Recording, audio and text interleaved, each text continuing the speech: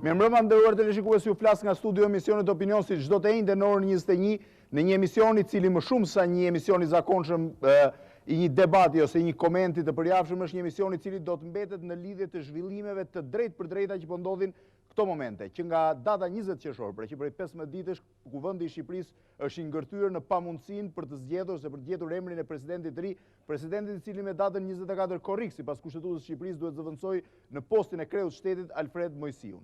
Duket se edhe raundi tretë, i cili është çelur dje në mbrëmjen Kuvendin e Shqipërisë, ka hyrë në një moment pikëpyetje të madhe, jemi në një moment kur krerët e partive parlamentare të Kuvendit të Shqipërisë janë mbledhur në kryesinë e Kuvendit në Ishgodin në Komitetin Qendror në një takim që gjithashtu është dhe takimi i parë, ose vendosja e parë ballë për ballë e Sali Berishës, kryeministrit dhe kreut të Partisë Demokratike me Edi Ramën, kryetarin e Bashkisë dhe kreun e Partisë Socialiste. Është një takim i cili ndryshe nga sa pritej, pra ndryshe nga një përballje kok më kok e dy liderëve të fuqishëm politik, është një përballje në nivel koalicionesh politike. Ka filluar që prej rreth 8 minutash takimit, në këtë moment që prej 8 minutash takimin se linë e Kuvendit, në linjë të drejtë për drejtë atë është gazetarja Mimoza Koçiu, e cila do të na njoftoj për atë që po ndodh. Ne do të jemi këtu në shoqërinë e 4 komentatorëve të njohur shtypit përditshëm që do të komentojnë zhvillimet, pra zhvillimet që lidhen me atë që po ndodh në takimin e partive parlamentare ose që pritet të ndodh dhe më pas në orën 22 me seancën e drejtë për drejtë në Kuvendin e Shqipërisë, ku pritet që të ketë përfundimisht një vendim. Do të ketë apo nuk do të ketë një emër konsensual të dalë nga kjo tryezë. Do ketë një mundësi që tryeza të prodhoj pra emrin e presidentit të ri, apo do të dështoj për të çuar më pas në vijimin e votimit në parlament kundrejt një kandidati që pritet paraqitet, mundësisht mund të jetë zoti Topi ose një kandidat tjetër i mazhorancës për të vazhduar më pas me 5 raunde. Pra janë momente mjaft të vështira për të përcaktuar se ç'do të ndodhë realisht. Për të komentuar këto zhvillime, pra zhvillime që do të presim dhe më pas do të komentojmë, janë të ftuar zoti Fatos Lubonja, mirëmbrëma zoti Lubonja, zoti Andi Bushati, mirëmbrëma zoti Bushati, zoti Armand Shkullaku, mirëmbrëma, dhe zoti Mero Baze, mirëmbrëma. Pra, janë 4 komentatorë që ndikin zhvillimet dhe më pas do të informojmë. Lidhem tani me gazetarin Mimoza Koçiu, e cila ndodhet në selinë e Kuvendit të Shqipërisë për të informuar mbi atë që po ndodh atje. Mirëmbrëma Blendi. Mirëmbrëma Mimoza.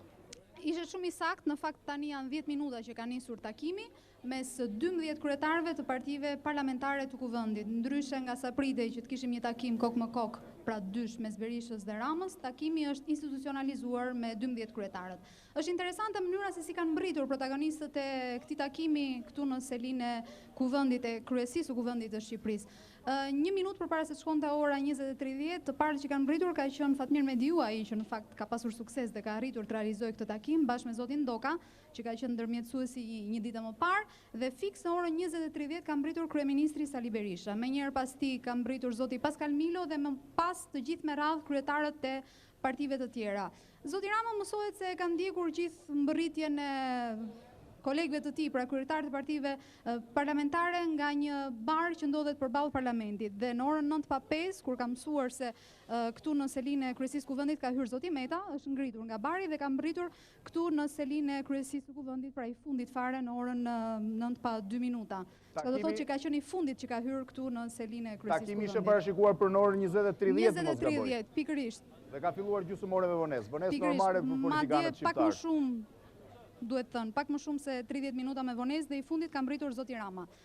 Ajo çfarë ka premtuar, kjo do thotë që dhe presidenti do zgjidhet me vonesë, me këto vonesa që kanë nisur dhe në parlament. Mbase nuk do respektohet as orari i orës 22 që është anoncuar që të mbahet seanca plenare e Kuvendit. Sipas logjikës do jetë dhe Kuvendi gjysmore me vonesë dhe gjysmore e vonesës. Shpresojmë që të jetë vetëm gjysmore. Por zoja Koçiu, doja t'ju pyesja, a janë lejuar kamerat brenda sallës ku po zhvillohet takimi? Atëherë, kamerat janë lejuar të hyjnë vetëm në fillim të takimit për të marrë pak plane, çka do të thotë për të pasur planet e të gjithë kryetarëve së bashku, dhe më pas janë nxjerrë jashtë. Takimi po zhvillohet me dyert të mbyllura dhe ne do të jemi këtu për të parë se çfarë do ndodh. A ka ndonjë informacion se për çfarë do diskutohet në parim? Ka pasur 2 versione sot paradite, po?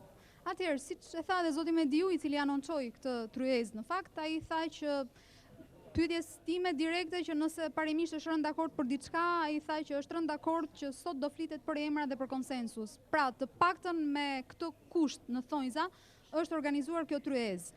Edhe tryeza e opozitës që është mbajtur tek Hotel Tirana rreth orës 18:30, me këtë variant ka dalë që sot të hidhen emra. Mendohet që socialistët do propozojnë edhe një herë listën prej 9 kandidatësh që demokratët e hodhën një herë poshtë, por nuk përjashton as emra të tjerë. Zonja Koçiu, nuk e di nëse ju keni një informacion. Takimi do të jetë vetëm në nivelin e të gjithë përfaqësues, gjithë kryetarëve të partive parlamentare, apo mbas këtij takimit parë formal zotrinj Berisha dhe Rama do takohen kokë në kokë? Për këtë nuk kam informacion. Në fakt, gjithë organizimi është bërë i tillë që aty të jenë të 12 kryetarët e partive parlamentare që ka sot parlamenti. Nëse më pas mund të kërkohet në një takim kokë më kokë, këtë do ta mësojmë, por për momentin ky është takimi, pra me të 12 kryetarët. Pra Rama Berisha do të jenë bashkë me 10 kryetarët e tjerë të partive parlamentare. Do t'ju lutesha që të mbetemi në lidhje, sepse më pas mund kemi nevojë t'ju pyesim, ose nuk e di nëse në njëri nga të ftuarit ka ndonjë pyetje të mëtejshme. Gjithsesi mund të lidhemi më pas, pra 12 kryetarë të partive parlamentare të Shqipërisë. Janë mbledhur në selinë e kuvendit, në selinë qendrore të kuvendit për të diskutuar mbi zgjedhjen e presidentit konsensual. Duket se organizatori i këtij takimi, konferencieri 12 të ftuarve është zoti Fatmir Mediu, kryetari i Partisë Republikane, i cili që mbrëm në mesnatë, dhe deri sot mbasdite ka mbajtur vazhdimisht kontakte me kreun e opozitës zotin Rama, duke tentuar të gjejë një emër, madje sipas informacioneve dhëna nga shtypi, 4 emrat e parë që janë hedhur në tryezën e negocimit midis palëve kanë dështuar. Pra nuk kanë gjetur konsensusin e palëve, megjithëse emrat jo të gjitha janë përmendur. Ndërkohë ka pasur 2 versione sot paradite, një version sipas cilit tryeza e sotme nuk do të përcaktojë emrat, po do të përcaktojë një version i hedhur më shumë nga opozita, kriteret për përzgjedhjen e kandidatëve konsensual për president. Pra do të përcaktojë një seri kriterësh që përjashtojnë disa emra dhe përfshin disa emra tjerë, ndërkohë që majoranca duket se ka shkuar të zgjedh emrin konkret, pra një tryezë që mund të prodhoj emrin e presidentit. Gjithsesi është një situatë e paqartë, nuk e di nëse regjia mund të na sigurojë tani pamjet e fillimit të takimit. Pra nuk e di nëse regjia e ka gati, në momentin që do t'i ketë gati mund të më bëjë një shenjë në mënyrë që të shohim se çka ndodhur në momentin e parë të fillimit. Zoti Baze, pse ka qenë kaq i vështirë takimi një minutë, janë duke u transmetuar pamjet e ndoshta të mbërritjes dhe të fillimit të këtij takimi shumë pritur, një interes i jashtëzakonshëm i medias në këto raste. Duket se mediat janë ndarë midis të dyja. Ju lutem regjia t'i kaloj dhe në video wallin e madh pamjet e transmetimit final. Media është ndarë midis selisë parlamentit dhe godinës kuvendit të Shqipërisë, ku do të zhvillohet në orën 22, ose pritet të zhvillohet në orën 22 seanca tjetër që mund të konsiderohet raundi tretë i bisedimeve. Atëherë, zoti Baze, doja t'ju pyesja, pse kaq i vështirë ky takim? Pse është hezituar kaq shumë dhe vetëm pasi ka nisur raundi tretë, është bllokuar përkohësisht, është shkuar në një takim? Mendoj që konflikti qëndron në radhë parë tek interesat e ndryshme të dy palëve kryesore për ta përdorur krizën e presidentit për interesat të tyre. Natyrisht interesi madhor i shumicës është që të zgjedhë një president në një kosto sa më të ulët. Ju lutem regjia zërin studio, po? Interesi Interesi madhor i shumicës është që të zgjedhë një president në një kosto sa më të ulët politike në kampin e vet politik, kurse interesi madhor, siç po shihet, i kryetarit të opozitës është që ta përdorë këtë rast për të faktorizuar si lider absolut i së majtës dhe si diktues i emrit të ri të presidentit. Për këtë arsye, siç e kemi vërejtur dhe gjithë procesin pothuajse 2 javor, ka degraduar tek disa formula kinezërire, do thosha, që kanë të bëjnë me kritere, me përkufizime në numrin shumës të portretit, duke vizatuar portretin e arshëm të presidentit, të cilat në të vërtetë i druhen emrit të presidentit real që duhet të zgjedhin dhe vendosin kritere përjashtuese për emrat që nuk duan palët për të zgjedhur. Problemi që ka konkretisht në këtë rast zoti Rama është lista të cilën ai ka dërguar shumicës për të miratuar, lista kandidatëve për president, lista politike, të cilën realisht ai nuk e dëshiron si listë, realisht nuk ka qejf që ndonjëri prej tyre të jetë është një listë pa emra. Presidenti i Shqipërisë, shihet dhe nga shpërfillja, për mos të përmend emra, por vetëm postet, gjithë kryetarët e parlamenteve, gjithë kryeministrat, gjithë. Pra ka qenë specifikuar, kryetarët e parlamenteve të mbështetur nga e majta, gjithë kryeministrat e majtë, pra praktikisht realisht ai ka një droj nga ideja që një nga këto figura që ai quan burra shtetit dhe për mua janë figura qendrore të historisë këtyre 15 vjetëve nga e majta. Realisht nuk i dëshiron të jenë president. Ai dëshiron një president që ta emëroj vet. Dëshiron një president që të ketë ato raporte që ai ka me punonjësit e bashkisë, dhe duke simplizuar në këtë formë figurën e presidentit, ai e ka futur gjithë ciklin e bisedimeve në një takim personal me Sali Berishën, pa ofruar paraprakisht emrin e presidentit për të cilin duhet të diskutojnë. Dhe duke nxjerrë komplet jashtë skemës kushtetuese zgjedhjen e presidentit. Është normale që 12 partitë parlamentare të ulen dhe të bisedojnë për të zgjedhur presidentin, por finalja që do të zgjedhë presidentin është parlamenti dhe askush për shkak të humbjes konsensusit nuk do të shmanget trimërisë politike për të përballur në kuvend. Nëse zoti Rama ndjen veten të fortë në Partinë Socialiste, nëse zoti Rama ndjen veten në udhëheqës të Partisë Socialiste, dhe nëse ai mendon që i kanë në kontroll politik votat e Partisë Socialiste, ai nuk ka pse mos të shkojë ato në parlament nëse dështojnë bizedimet, le të shkojë ta provojë atje dhe t'i hadhi poshtë Sali Berishës të gjitha kandidaturat dhe të shkojmë në zgjedhjet parakoshme. Pra, kemi një kontradikt parimore mes kërkesës së tij për konsensus dhe takim kokë me kokë me Sali Berishën për pazare personale. Për ç'pazare personale? Për ta diktuar ai emrin e presidentit në mënyrë që dali thotë unë e zgjidha unë me Sali Berishën këtë çështje, gjë që nuk është në interes të askujt, se s'është një shpëtim i madh për Shqipërinë kjo gjë. Dhe faktit që zoti Rama megjithëse do të faktorizohet përmes Berishës si lider i Partisë Socialiste, ka frikë që Partia Socialiste ta lërë vetëm në sallë për të votuar. Ky është një problem psikologjik, është problem politik në thelb, por që reflektohet tek psikologjia e tij dhe po ka futur vendin në këtë krizë. Zoti Bushati, nuk e di këndvështrimi që ju keni për mungesën e këtij takimi.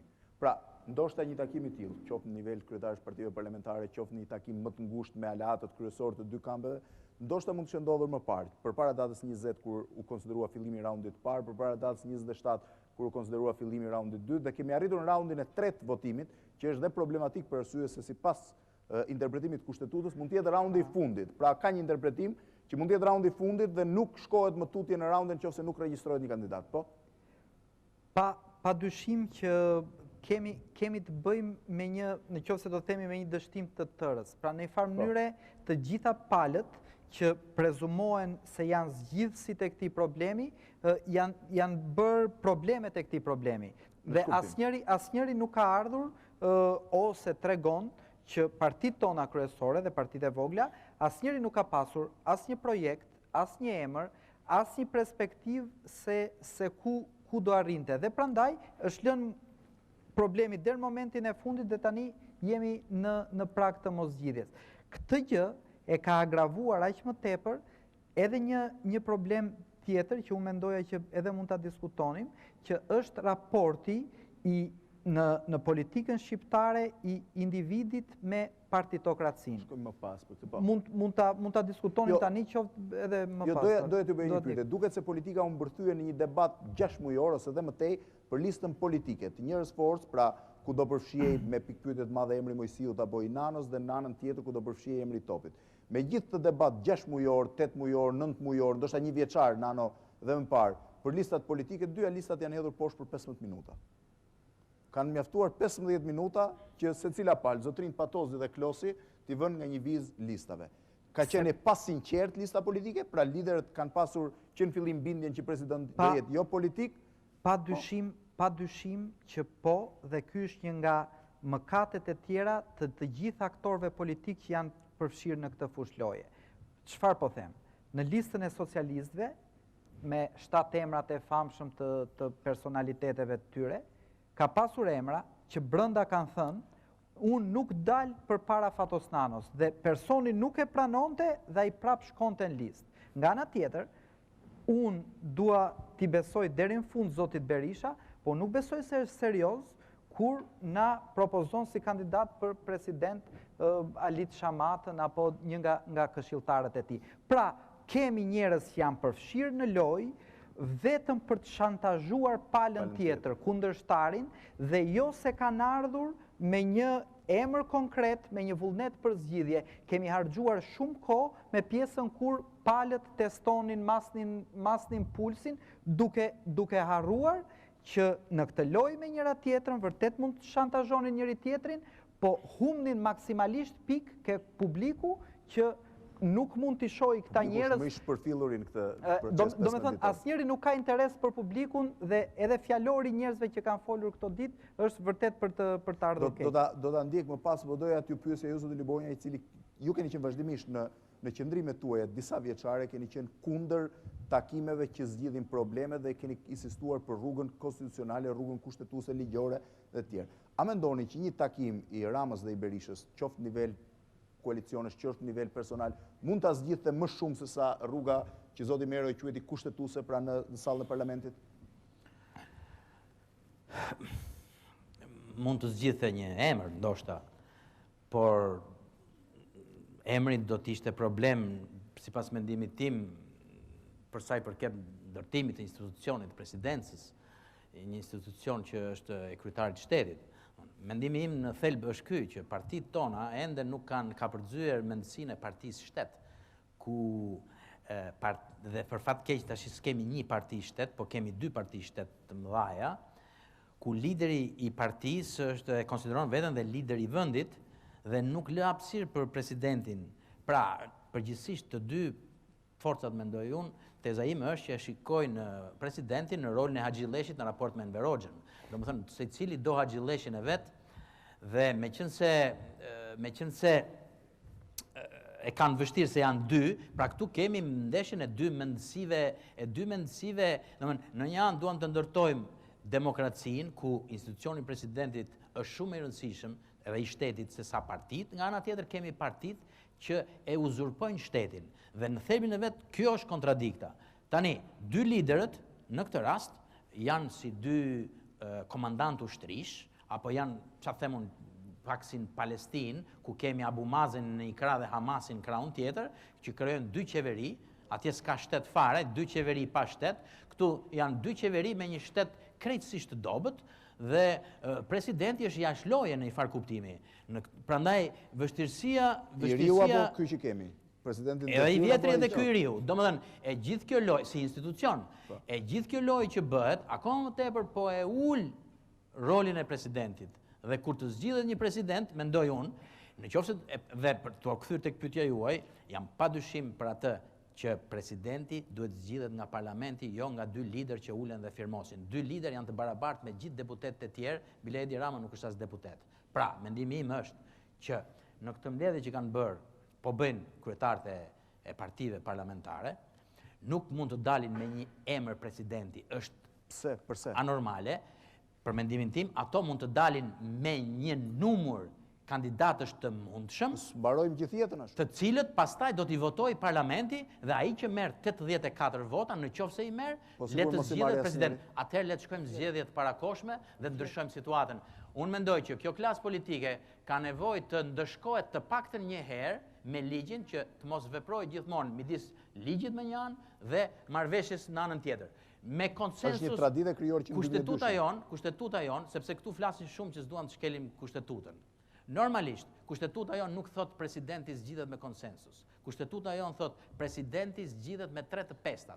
Dhe roli i partive është nuk i ka 3/5. Në qoftë se nuk i Asnjë ka, koalicion s'ka arritur 3/5. Asnjëra forcë nuk i ka, atëherë o duhet kërkuar në emër të jo konsensus, por duhet kërkuar disa emra që marrin votat e njërës parti plus diçka tjetër. Në qoftë se kjo është e pamundur, le të shkojmë në zgjedhje dhe ky të jetë një ndëshkim dhe për Dushkun, edhe për gjithë situatat që janë krijuar në Shqipëri, sepse kjo mori partish kot duhet ndëshkuar një herë. Ndoshta ky ka ardhur momenti që ndëshkohet. Zoti Shkullaku, ju mendoni që nuk ka mundësi të gjendet një emër konsensusi sot?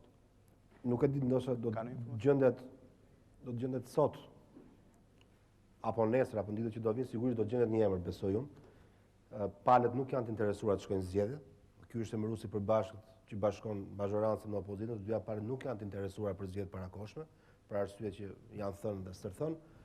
Problemi është që deri ku do shkoj loja e presionit mes palëve. Deri në çfarë pike të dyja palët do të çojnë bisedimet duke lënë pezull dhe në ankth qytetarët në radhë parë, sepse bëhet fjalë për të zgjedhur numri 1. Bisedimet nuk besoj se vazhdojnë më tutje se sot. Nëse Tryeza nuk prodhon një emër sot, mund të quhet përsëri seanca, besoj, mund të vazhdoj prapë, nëse kalon mesnatën. Ka një mundësi reale që të vijojë seanca nesër? Dhe mund të vijojë, derisa u gjet zgjidhja. Lojra procedurale mund të bëhen, po lojra procedurale bëhen. Fatikisht kushtetuta shkel që në fillim, kështu që tani është pikërisht termin lojra procedurale. Por është shumë e rëndësishme, do të thosha, që debati ka mbetur në një takim për të dy personazhe kryesorë politike në vend.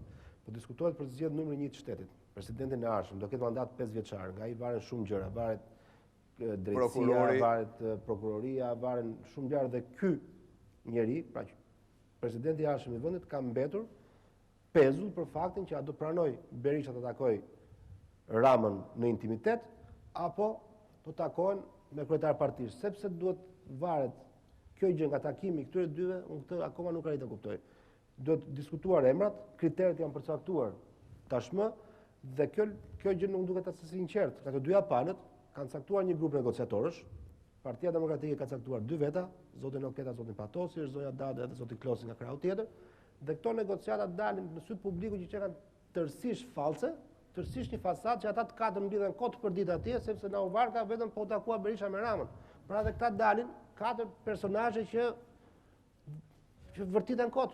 Dhe nuk kanë asgjë gjë në dorë, dhe gënjej njerëzit dhe thonë që ulën negociata, po diskutojnë, po bëjnë paraqesjen lista. Faktikisht kjo është një farsë, është një teatr, sepse emrin e kanë dorë zoti Berisha dhe zoti Rama.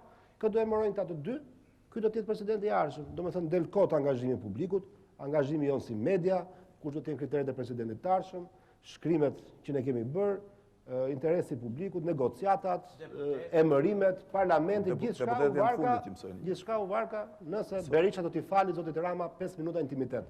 Dhe nga kjo takim kokë në kokë, sepse zoti Rama do vetëm takim kokë në kokë. Zoti Baze, doja vetëm një pyetje pa argumentim shumë të gjatë. A mendoni që partitë opozitare kanë deklaruar sot që do të hyjnë në tryezën që sapo ka filluar, pra kanë shkuar në tryezë për t'ju rikthyer listës politike? A mendoni që ka shans të rikonsiderohet një figurë politike? Lista politike e Partisë Socialiste përbën një problem real për Edi Ramën dhe është detyruar që ta rifilloj, ta rikthej listën në bizetimet e pashme për të treguar të gjithë antarëve të listës politike që nuk është ai që nuk i do, që nuk është ai që ka probleme me ata, por shumica nuk i pranon. Pra në një farë mënyrë do t'i nxjerrë gështënjat me dorën e Sali Berishës në këtë rast, dhe po përdor tryezën e partive politike për të shpëtuar nga problemet e veta, dhe në një farë mënyrë ka arritur ta përdori këtë punë. Problemi është që nuk po shkon drejt zgjidhjes së krizës. Zoti Bushati, a mendoni që mund t'i rikthehemi listës politike? Pra mund të ketë një kandidat nga lista politike? Nisur dhe nga fakti që 48 orët që kur është rrëzuar lista politike, asnjë person që mund gëzoj konsensus jashtë politikës nuk po ngjit, nuk po funksionon.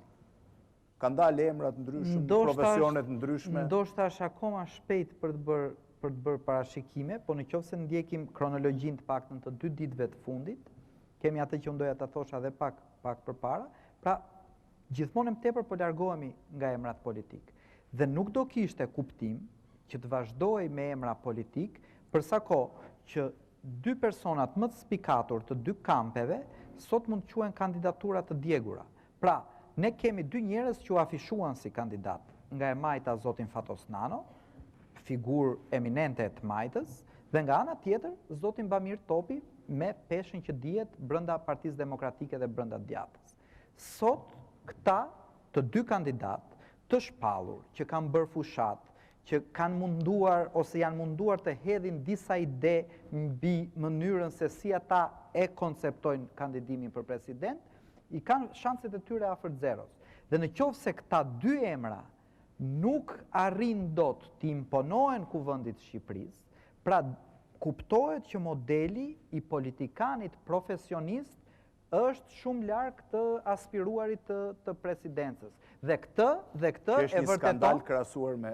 Dhe unë ashtu mendoj, dhe këtë e vërteton gjithashtu ajo që thash dhe bisedimet e 2 ditëve të fundit, ku po kalohet më shumë në emra ushtarakësh, diplomatësh, njerëzve që vinë nga shoqëria civile e tjerë. Njerëzit nuk quhen për në imponim të fortë në jetën publike. Ajo është problemi i publikut se ka emra që kanë luajtur funksione goxha të rëndësishme. Është problemi i mediave sa i ngrejnë i shoqërisë tonë e tjerë. Zoti Lubonja, a mendoni që mund të kthehemi te lista politike? A ka shanse, a rishihet mundësia e Nanos, Topit, Godos dhe Moisiut? Po marr 4 figura më simbolike se Unë mendoj se ka shanse në qoftë se nga tryeza që bëmbahet ndërkohë, më pas duhet lidhem dhe njërë me zonë Koçiu, po? Nga tryeza e kam të vështirë të them, por... Regjia të kontaktoj me zonë Koçiu në bas Lubonjës dhe Shkullaku duhet një lidhje tjetër, po? Sepse tryeza është më... Nuk dim se sa vetë tryeza kontrollon gjithë deputetet, por me që përmendët Topi. Në qoftë se Topi flitet për respekt kushtetutës, si shfoli Berisha, dhe Topi thotë në emër të kushtetutës, unë me 20 deputet duhet të jem kandidat për president, dhe pastaj ky ka një mbështetje nga forcat tjera politike, si që është partia e Metës, si që flitet, unë mendoj që kjo nuk mundet të pezullohet, nuk mund të anullohet, në qoftë se vërtet Berisha si 7 do të respektoj kushtetutën, dhe kjo padyshim fut në lojë edhe Nanon, edhe Topin, dhe ndoshta mund të krijojë edhe bllokim, mos zgjedhje presidenti, po mendoj që është më mirë kështu që të jetë kushtetuese se sa disa lider të na emërojnë një president i cili nuk ka më asnjë autoritet. Kështu ekziston dhe rreziku i dërgimit të zgjedhjeve të parakoshme. Unë nuk e quaj zgjedhjet e parakoshme tragjedinë më të madhe që mundet të ndodhë shqiptarëve, por bile mendoj që mund të ishte një moment, ka vërtet vështirësi sepse nuk jemi të përgatitur, ndërkombëtarët se duan një S'kemi tjetër. kod zgjedhor, s'kemi... Atëherë do të ishte më ndershme të zgjidhej një president, të na thonë një president që nuk ka kompetenca, që nuk luan asnjë rol, dhe gjatë këtyre 2 vjetëve ne duhet të bëjmë reformat e përgjithshme, pra të kthehemi në vitin 90-91. Mendoj që në këtë rast fiton më shumë PS-ja se sa PD-ja, se PD-ja ka për detyrë të bëjë reformat dhe të qeverisi. Në këtë rast unë mendoj që kjo e krijon situatë shumë të vështirë, por ndoshta është e keqja më e vogël. Zoti Shkullaku, a mendoni që ka mundësi të rikthehen emrat e konsideruar të listës politike? Mundësia nuk duhet përjashtuar në asnjë rast, por do të thosha që problemi i listës politike, ose më saktë 2 emrave kryesor. Listave politike, po. 2 emrat kryesor, sepse bëhet fjalë për zotin Topi dhe zotin Nano. Pjesa tjetër është Zoti fasad. Moisiu. Zoti Moisiu nuk besoj se nuk ka 20 firmat praktikisht. Pra zoti Topi ka deklaruar që i ka në një moment caktuar, zoti Nano thotë që i ka në një moment caktuar. Pikërisht te këto 2 emra do të thosha unë, që janë dhe emrat kryesor, qëndron gjithë problemi dhe gjithë ngërçi që kanë mbi shpinë qoftë zoti Berisha, qoftë zoti Rama. Por nëse zoti Berisha mund të ishte në favor, ose është në favor të kandidaturës zotit Topi, por i mungojnë votat në parlament, pra i mungon 84 votat dhe është detyruar që këtë kandidaturë të mos e shpall paraprakisht pa arritur më parë konsensusin, për zotin Rama ngërçi qëndron tek emri Fatos Nanos. Sepse nëse Partia Socialiste, nëse e Madhe të kishte rënë dakord që vërtet zoti Nano për shkak të historisë të kontributit të madh do ishte kandidati i mundshëm për Presidentin e Republikës, nuk ishte nevojë të çonte një listë, mjafton të çonte emrin e zotit Nano, thoshte ky është kandidati i të majtës për president. Unë besoj që pastaj përgjegjësia do të ngelesh mazhorancës. Zoti Rama nuk e bën një gjë tillë, sepse nuk do të dëshironte, ajo është shumë e qartë të kishte një Nano në krye të shtetit. Zoti Baze, do ishit për president politik apo jo politik? Absolutisht për president politik, dhe është gati e papërgjeshme që të shkohet drejt një presidenti me një format burokratik dhe administrativ, për shkak se e para do të përdoret politikisht nga të 2 palët, dhe dyta do të uli shumë staturën e institucionit të presidentit dhe do të degradoj kuptimin e karrierës politike të Shqipërisë, për shkak se njerëz pasin kontribut do të bënë Presidenti i Republikës, ndërkohë njerëz që kanë një kontribut kanë një politik. karrierë politike, kanë kontribuar për të vënë 17 vjet. Zoti Bushati? Do të detyrohen të ngrenë dorën për të. Për president politik apo Politik. përfshi dhe zoti Nano? Për sa kohë mbetet politikan. Zoti Lubonja? Unë kam mendimin që politik nuk do të thotë jetë vetëm politikan, por mbi Ky gjitha është një tjetë interpretimi për zogë njëri po. Jo me politikan karrierë, me jetë- deputet, po me jetë aktiv. politike që kanë ndjekur jetën politike dhe me personalitet. 2 milionë gjysmë shqiptarë ndjekin jetën politike, pastaj bie që Jo, në secili. kuptimin që me jetë publike, politike, me kontribut në jetën politike. Me kontribute. Zoti Shkullaku? Me personalitet spikatur në jetën publike. Atëherë nuk e di nëse regjia mund të na mundsoj një lidhje me zonjën Koçiu. Po, zonja Koçiu, a mund të më thoni çfarë po ndodh aktualisht dhe cilat janë lajmet që vinë nga brenda? SMS-t punojnë dhe funksionojnë besoj këtë moment. SMS-t punojnë vërtet, por janë shumë të kursyeara, duhet thënë. Gjithçka çfarë arrit të marrëvesh është se brenda po vazhdon mbledhja dhe po bëhen komente, por me tone të ulura, kjo është e rëndësishme. Pra tonet nuk janë ngritur. Edhe mbase kjo është sinjal i mirë. A keni në informacion si janë prezantuar zotrin Berisha dhe Rama? Këtë nuk e di, sepse ne normalisht kamerat janë gjitur vetëm për të bërë 2 planet dhe më pas kanë zbritur poshtë. Por me qenë se tryeza ka qenë institucionale, pra në nivel kryetarësh partisht, besoj në këtë nivel duhet jetë bërë edhe prezantimi. Po e pyesja diçka për arsye se është takimi tyre i parë, ballafaqimi tyre i parë përballë njëri tjetrit, deri më sot nuk kam pasur në një mundësi të tillë, por do insistoj edhe një herë nëse e keni informacionin, po diskutohet gjithmonë për çështje të procedurave apo kanë hyrë diskutimi po përqendrohet në emra konkret. Për arsye se në orën 22 është njoftuar që në Kuvendin e Shqipërisë do të jetë vijimi i seancës dhe nuk mund shtyhet për te orës 24 sepse pastaj konsiderohet seancë e re. Në fakt, Blendi, po të kemi parasysh faktin që takimi ka nisur 35 minuta me vonesë, mendohet që këtë 35 minutë gjithsesi do merret nga orari i orës 22, duke shpresuar që do të jetë vetëm kaq. Ndërsa sa për takimin mes Ramës dhe Berishës, vërtet është i pari, po gjithsesi nuk është në nivelin kokë më kokë, pra është shumë i gjerë si takim. Gjithsesi duhet thënë që mbase nuk është ai që shpresoi të paktën nga zoti Rama, kështu që në nivel tryezë të gjerë, mbase nuk ka pasur efektin që mund të ketë shpresuar. Ndoshta mund të ndodhë 5 minutë që i famshëm për cilin po diskutohet që të mbeten kokë në kokë. Se jo, janë zëra që qarkullojnë, por që mbase do ta shohim të gjithë. Ajo që po të them është se nga brenda më thonë vetëm që po diskutojmë ende në parim dhe tonet janë të qeta, pra të pangritura, çka do të thotë që ose situata nuk është nxehur ose po flasin të gjithë në të njëjtën gjuhë. A shoqërohen ambientet përreth, a shoqërohen kryetarët e partive nga funksionarë tjerë të partive, zëdhënësat, deputetët? Jo, në fakt duhet thënë vetëm zoti Rama që ka arritur i shoqëruar nga zoti Klosi dhe më pas ai është larguar. Këtu janë vetëm shoferët, duhet thënë, të A do të ketë, sipas informacioneve që keni, a do ketë deklarime për shtyp apo kryetarët e partive do largohen sërish pa ndaluar para shtypit?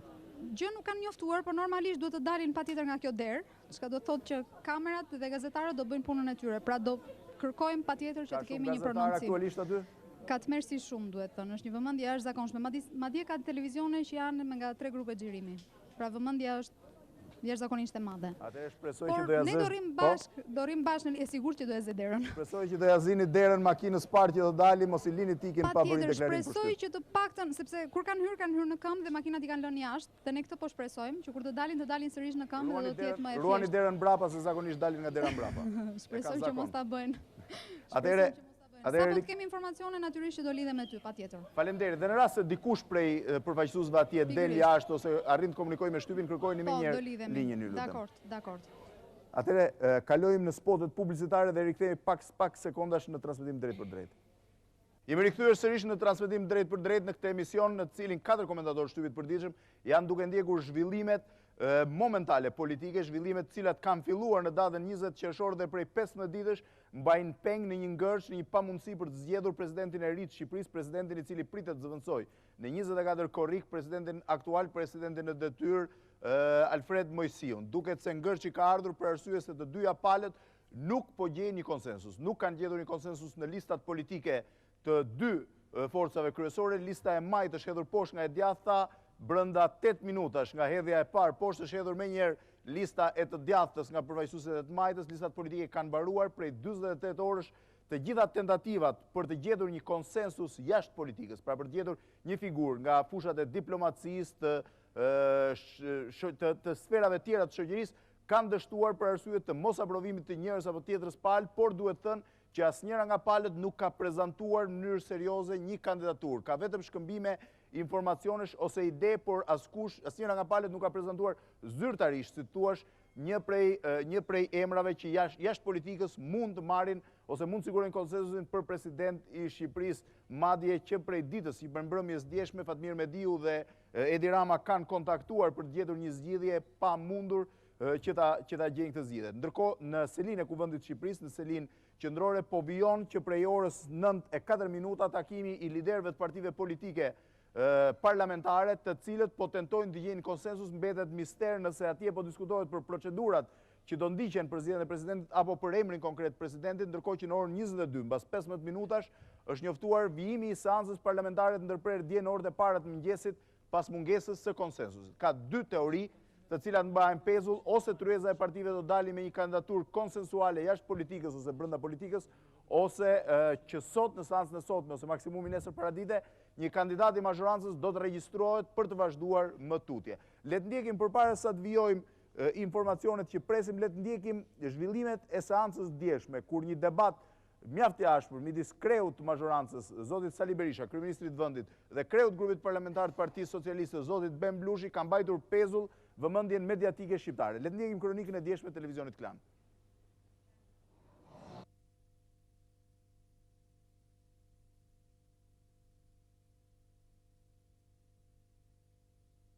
Vend, ende nuk ka asnjë marrëveshje për presidentin e ri. Negociatat kanë vijuar edhe pas seancës së një dite më parë, e cila përfundoi pa rezultat rreth orës 2 të mëngjesit të së mërkurës. Këtë herë është republikani Fatmir Mediu, ai që po luan rolin e ndërmjetësit mes Berishës dhe Ramës, detyrë nisur që një natë më parë. Mësohet se palët po arrin në 2 ose 3 emra, por që janë të rezervuar, pasi nëse bëhen publik mund të kenë fatin e njëjtë të paraardhësve brenda apo jashtë listave që tashmë u dogjën. E megjithatë, negociatat nuk priten të sjellin rezultat, sako që kryesocialisti Rama ngulmon për një takim me Berishën pa patur më parë një projekt marrëveshje dhe emra konkret. Edhe një ditë më parë në kuvend, kryeministri Berisha saktësoi se nuk do të bëjë takim për takim me Ramën, pra pa u mirë përcaktuar gjërat paraprakisht. E në fakt, po t'i referohesh kujtesës 17 vjeçare politike të demokracisë, takimet të këtyre niveleve, pjesë të cilave ka qenë edhe Berisha, kanë qenë pothuaj formale, pasi të mëdhenjtë e politikës e kishin të paracaktuar rezultatin. Në këto kushte, kreu i shumicës nuk mund të zhvillojë një takim që mund të mos sjellë fryte, duke e djegur edhe këtë shans që konsiderohet si mundësia e fundit e kompromisit. Në çdo kohë, unë jam i gatshëm për takimin 2, për takimin 3, për takimin 4, po absolutisht. Por unë takim, për takim nuk bëj, sepse në mënyrë absolute nuk shërben, por prish punë. Insistimi i Ramës për një takim me Berishën ka patur edhe tone paradoksale, ku Rama i kërkonte kryeministrit qoftë edhe komunikim virtual online, një mënyrë e refuzuar nga negociatorët e mazhorancës, me argumentin se kryetari i qeverisë e ka kaluar tashmë moshën e adoleshencës. Këtë insistim të Ramës ka përcjell hapur një ditë më parë në kuvend edhe kreu i grupit parlamentar socialist Ben Blushi. Pse u druani takon liderin e opozitës për të vendosur bashkë me atë se kush do jetë presidenti i Republikës? Kush ju pengon takon liderin e opozitës pa kushte, sepse nuk ka më kushte. Pra ishte kjo kronika e djeshme e televizionit Klan, nuk e di zoti Shkullaku, çdo me thënë komunikim virtual online. Ç'keni pasur parasysh? Nuk e di që ka pat një kërkesë, ne kishim informacion nga burime brenda Partisë Socialiste afër zotit Rama, që zoti Rama ka kërkuar komunikim me Berishën, meqense komunikimi direkt ishte shmangur, meqense komunikimi me telefon po bën nëpërmjet ndërmjetësish, pra flisin negociatorët që në këtë rast dalin se shërben vetëm për shtojnë dhe në i fjalë vetë dhe prishin bisedën. Dhe u kërkua që të çatohej me programin e mirënjohur MSN online midis kryeministit dhe kryetarit të Partisë Socialiste. Ishte serioze apo ishte shaka? Jo, ishte serioze, ishte kërkesë serioze nga kryetari i Partisë Socialiste, por u refuzua nga zoti Berisha. Do ishte çati më i shtrenjtë në botë, kam përshtypjen, që midis dyve. Zoti Lubonja, si e shihni këtë mënyrë komunikimi? Ky është handicap i madh i politikës shqiptare, do thoja, pa aftësia për dialoguar mas 15 vjetësh demokraci, sistem demokratik, është shumë e rëndë. Reflekton edhe që thash më parë mendësinë e dy partive shtet që nuk ku liderët tentojnë të jenë absolut dhe nuk kuptojnë që nuk mund të jenë absolut dhe as presidenti s'mund të jetë nën ta, po duhet të jetë mbi ta. Sigurisht këtu janë edhe probleme psikologjike të njërit dhe tjetrit. Është dhe gjithë mendësia jonë që ja u japim atyre tërë pushtetin dhe nuk i frenojmë, sepse mendoj që edhe gjithë ata deputet duhet ndjehen shumë të fyer, mendoj unë, po t'isha deputet, do isha shumë i fyer që vota ime të ishte thjesht një përsëritje e votës së Sali Berisha apo Edi Ramës. Në këtë kuptim, pra, kjo zgjedhja e presidentit për mua është ashtu si zgjedhja një lloj testi që tregon se sa kemi ecur ne në ndërtimin e institucioneve vërtet demokratike, të dialogut e të dinamikës ndrimit pushteteve. Thuaj që përderisa kemi arritur në këtë pikë, a është e vërtetë? Derisa kemi arritur në këtë pikë, tema mund të degenerojë edhe në element të tillë që po marrin më tepër elementet e një show, një spektakli, një varieteje, sesa një problemi serioz që është zgjedhja e kreut të shtetit.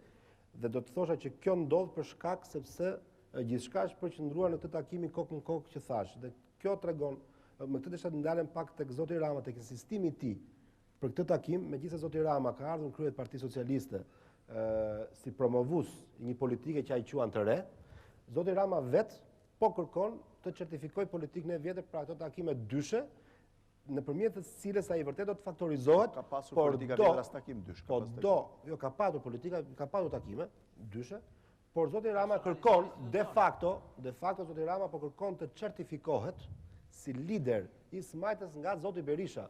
Pra i ka fituar kongresin, është zgjedhur kryetari i Partisë Socialiste, por çfarë i mungon? I mungon pikërisht vula noterike që të njihet si i tillë dhe nga kundërshtari i tij. Pra të krijojë binomin Berisha Rama, dhe ai pak të binom duket sikur nuk ekziston. Pra është totalisht rrjedhoj e politikës vjetër filozofi. që vepron mbi këto binome dhe po në Shqipëri po nuk je i barabartë me kundërshtarin, po nuk je në një nivel me kundërshtarin, që ti lësh ti kuptosh publikut që fatet e tij varen pikërisht nga kjo dyshe, atëherë zoti Rama i mungon pikërisht ky certifikim. Është kryetar, por një kryetar që nuk e njeh kundërshtarin e tij. Këtu kam dhe një kritik gjithmonë për zotin Berisha, që vuan nga sindromi i vjetër, që ka gjithmonë pasionin dhe sindromën që t'i caktoj ai kundërshtarët politik. Nuk i pëlqen zoti Rama dhe nuk e do. Në fakt ai është de facto, por zoti Rama dhe ai ka rënë viktimë e kësaj njohje. Zoti Bushati, si shihni këtë çiftëzim vazhdueshëm politikës shqiptare? Deri 2 vjet më parë kërkoi çdo gjë zgjidhej përmes konfliktit ose mirë kuptimit Berisha-Nano, tani përmes konfliktit ose mirë kuptimit Berisha-Rama, duket se të gjitha negociatat, siç tha zoti Shkullaku pak më parë, zoti Patozi me zotin Klosi, zoti Oketa, zonja Dade, diskutojnë vazhdimisht dhe të gjithë thonë jo, po nuk u ul Rama me Berishën 5 minuta, kokë në kokë, ta thonë, ti thot, t'ja thonë.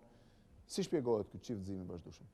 Është çështje mungesës, po? Unë mendoj se nuk është tamam kështu. Pra, nuk kemi binom në këtë ide. Pra, që edhe Berisha dhe Rama kërkojnë ta zgjidhin me njëri tjetrin. Zoti Rama është më tepër i hapur ndaj saj. Do një zgjidhje kokë më kokë vetëm me Berishën. Për mua kjo nuk është një mëkat i madh. Mund të interpretohet që ka mungesë transparence për publikun, për gjithë klasën politike etj. Por ne jemi dëshmitarë që në historinë botërore njerëzit e fuqishëm edhe i zgjidhin gjërat në raport me njëri tjetër. Mes dy shtetesh, Palestina me Izraelin, po. Për mendimin tim, është më mirë të zgjidhet një çështje brenda këtij binomi sesa të zvarritemi në këtë mënyrë qesharake si po zvarritemi deri tani. Ndërsa nga ana tjetër, kjo është pjesa e për zotin Rama, ndërsa zoti Berisha është kam një informacion nga Tryeza brenda, më thonë që deri tani të gjithë liderët që janë atje janë pro për të gjetur një zgjidhje për një emër konkret, por asnjëri nuk është konkret. Domethënë asnjëri nuk po hedh emrin në tavolinë. Pra mbetemi në parimin që janë për të gjetur një zgjidhje, ka shkruar gjithë okejn, por nuk gjet një emër konkret. Ka një ide, po vijoj më tutje, ka një ide për një takim tresh të palëve për ta zgjidhur në një afat të shkurtër. Çdo me thënë tresh. Këtë nuk po e kuptoj mirë, duhet të marr përgjigjen tjetër. Me sa duket zoti Mediu që Presidentin. E mundshëm. Por në fakt po ta kishin presidentin e mundshëm e kishim. Jo, që të marrin garanci nga presidenti. Në fakt deri tani kemi rreth 200 president që vinë vërdall nëpër Tiranë. Pa dashur të bëjmë fallxhorin zoti Fevziu, dje dhe sot kanë dalë emra. Të dy partitë kanë nxjerrë emra dhe unë mendoj derisa në dosjet e tyre dhe Rama dhe Berisha kanë propozime konkrete, unë besoj se do jetë çështje minuta. Jeni sigurt që Rama dhe Berisha kanë propozime konkrete? Nga aq sa kemi impresioni që po krijohet media që nuk kanë emra konkret. Kanë emra spontan që vinë, por nuk kanë listat menduara. Unë e përmenda dhe pak më parë Shkarazi, se nuk është mirë që të ketë përmendim emra tani që nuk janë bërë publike, por palët i kanë servirur njëra tjetrës. Që dje deri sot janë 4 emra që dim ne të pakën, s'po i bëjmë publik për arsye etike. 2 nga Partia Socialiste dhe 2 nga Partia Demokratike. Pra, jemi në fazën e shohshitjes emra. Po, diçka të ashtu që është zoti Bushati konsideron normale që binomi Berisha-Rama ta zgjidhë këtë çështje sesa të zvarritet drejt mos zgjidhjes. Problemi është që nëse do përfundoj kjo çështje ashtu siç ne dini më parë tek Berisha-Rama, atëherë problemi është që këtu ka mungesë ndeshmërie dhe morali ndaj qytetarëve. Përse? Ç'do të thonë kjo? Do të thotë që në këto 2 ditë, sapo e tham sfundi, janë përmendur 10-15 emra teknik, po themi që vinë nga shoqëria civile, nga mjekësia, nga sporti, nga ushtria, ku diun se çfarë emra që kanë lënë në tavolinë. Gjë e parë është listat që kanë paraqitur 2 partitë, që opinioni njeh dhe është njohur dhe janë thënë cilësitë e tyre burra, që janë totalisht fiktive këto lista. Presidenti do të caktoka zoti Rama, zoti Berisha. Jo, e ke gabim. E ke gabim sepse çfarë vlerë ka tryeza e negocimeve? Çfarë vlerë kanë takimet mes partive parlamentare? Çfarë vlerë ka parlamenti shqiptar? Se duhet i vëmë vulën kur varka nga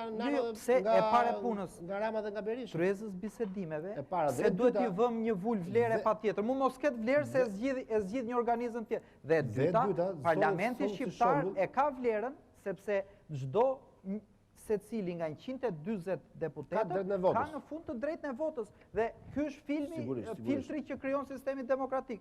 A e vendosin Rama me Berishën tavolinë? Ata tjerët kanë drejtën ta hedhin poshtë ose jo? Jo, zoti Baze, jo doja një që... Një kundër argumentit. Sepse kur dy lider partije vendosin dhe ideja është që këta janë, ky është kandidati konsensual, këtu nuk ka më vlerësim të parlamentit, këtu imponohet parlamentit një emrim, po atëherë në rastin analog që thoni juve, është që edhe kur kryeministri paraqet një kabinet qeveritar dhe ka një majorancë që gjithmonë ja voton një qeveri, roli parlamentit bika. Jo, më fal. Gjithmonë vendimet merren në grupe të ngushta dhe prandaj ka një sistem demokratik. Jo, më fal. Meqense përmendë qeverinë, s'ka asnjë gjë të keqe, edhe mund të jetë dhe me 10 koka, po nuk ka asnjë gjë të keqe që ta shohim si mëkat që ta zgjidhin dhe dy njerëz. Mund ta zgjidhin dhe Zoti Bushati, po 130 deputet tjerë që janë kryetar partish që presin dhe nuk kanë mundësi ta shprehin vullnetin e tyre normal si deputet. Ka mundësi të jap pak një secili nga ata deputet bëhen 20 veta bashkë, po kanë këtë shqetësim dhe shkojnë fusin një kandidaturë. Sistemi e ka zgjidhur problemin. A mundet të jap kundër argumentin? Patjetër. Tani meqense përmendë qeverinë, zakonisht qeveritë formohen kështu. Dhe unë mendoj që dhe presidenti mund të zgjidhë ashtu siç formohen qeveritë. Një parti merr majorancën, apo jo? Dhe mundet që të mos e ndërtoj dot qeverinë sepse i duhen dhe aleatë të tjerë. Atëherë ajo bën negociata me aleatë të tjerë për të ndërtuar qeverinë. Në mënyrë që kjo qeveri të kalojë në parlament. Po. Dhe mbasi arrin që bën këto negociata dhe arrin të ndërtojë, si thuash, një qeveri të domethënë një mundësim votimit të kësaj qeverie, atëherë shkon në parlament. Dhe këtu jam dakord. Pra, Partia Demokratike, sipas mendimit tim, me që ajo është që duhet bëjë reformat, sepse asaj ja dha mandatin populli, meqense ka nevojë për një president i cili nuk është fare neutral, sepse ai është një president që ndikon në bërjen ose jo të reformave, për shembull Këshillin e Lartë Drejtësisë, për që kemi folur aq shumë, apo prokurorin, që janë bllokuar nga presidenti aktual. Atëherë kjo parti duhet bënte negociatat me partitë opozitare, po jo me të gjithë, po me ato parti që ka më afër. Për mendimin tim ka qenë Partia e Metës, e cila dhe ajo ishte parti që doli në elektorat me luftën kundër korrupsionit, monopoleve etj.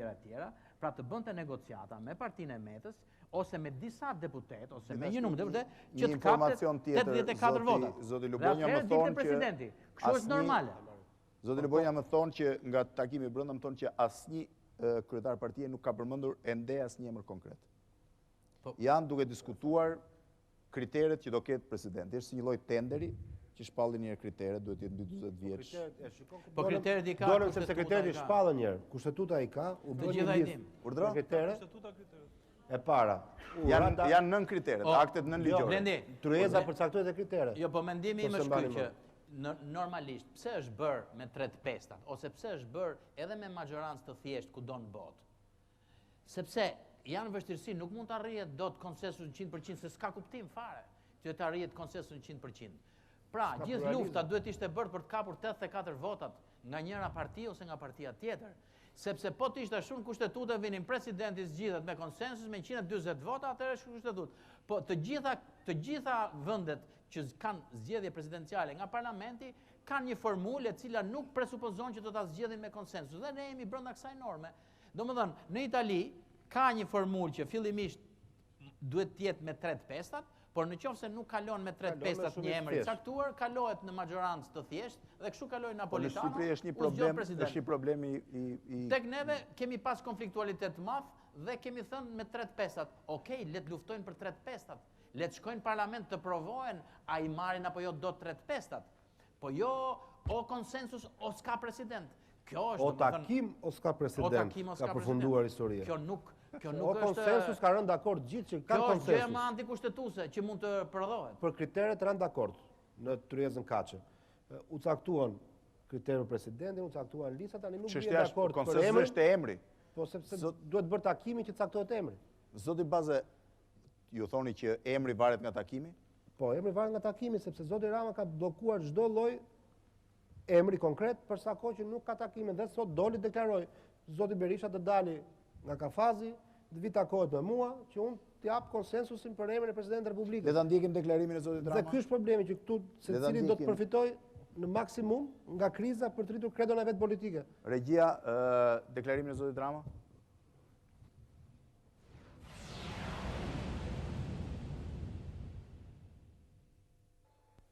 Kryesocialisti Edi Rama përmendi si kusht të arritjes së konsensusit për zgjedhjen e presidentit takimin e tij me kryeministrin Berisha.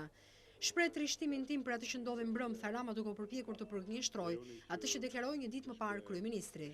Dua qetësisht të bëj thirrje kryetarit majorancës që të qetësohet dhe të mos i friket një ballafaqimi normal në një moment si ky, kur duhet jo vetëm të kursejmë shqiptarëve vazhdimin e kësaj shfaqjeje të padenj, por edhe t'u japim presidentin që meritojnë përmes një procesi dinjitos, bisedimesh të qeta, konstruktive dhe transparente. Ndërsa e ka ftuar sërish për takim kryeministrin Berisha, kryetari i Partisë Socialiste Edi Rama përmend se nuk do të diskutohet vetëm emri i presidentit të ri, por edhe reformat e ardhshme. E kam thënë qysh në kryet herës se s'ka konsensus për presidentin, pa konsensus për reformat e mëdha. Kemi vlerësuar hapin e hedhur në këtë drejtim në tryezën e negociatave, por kemi pritur dhe presim që paketa e reformave të diskutohet dhe të formalizohet në nivelin më të lartë, së bashku me kandidaturat për presidentin e ri të Republikës.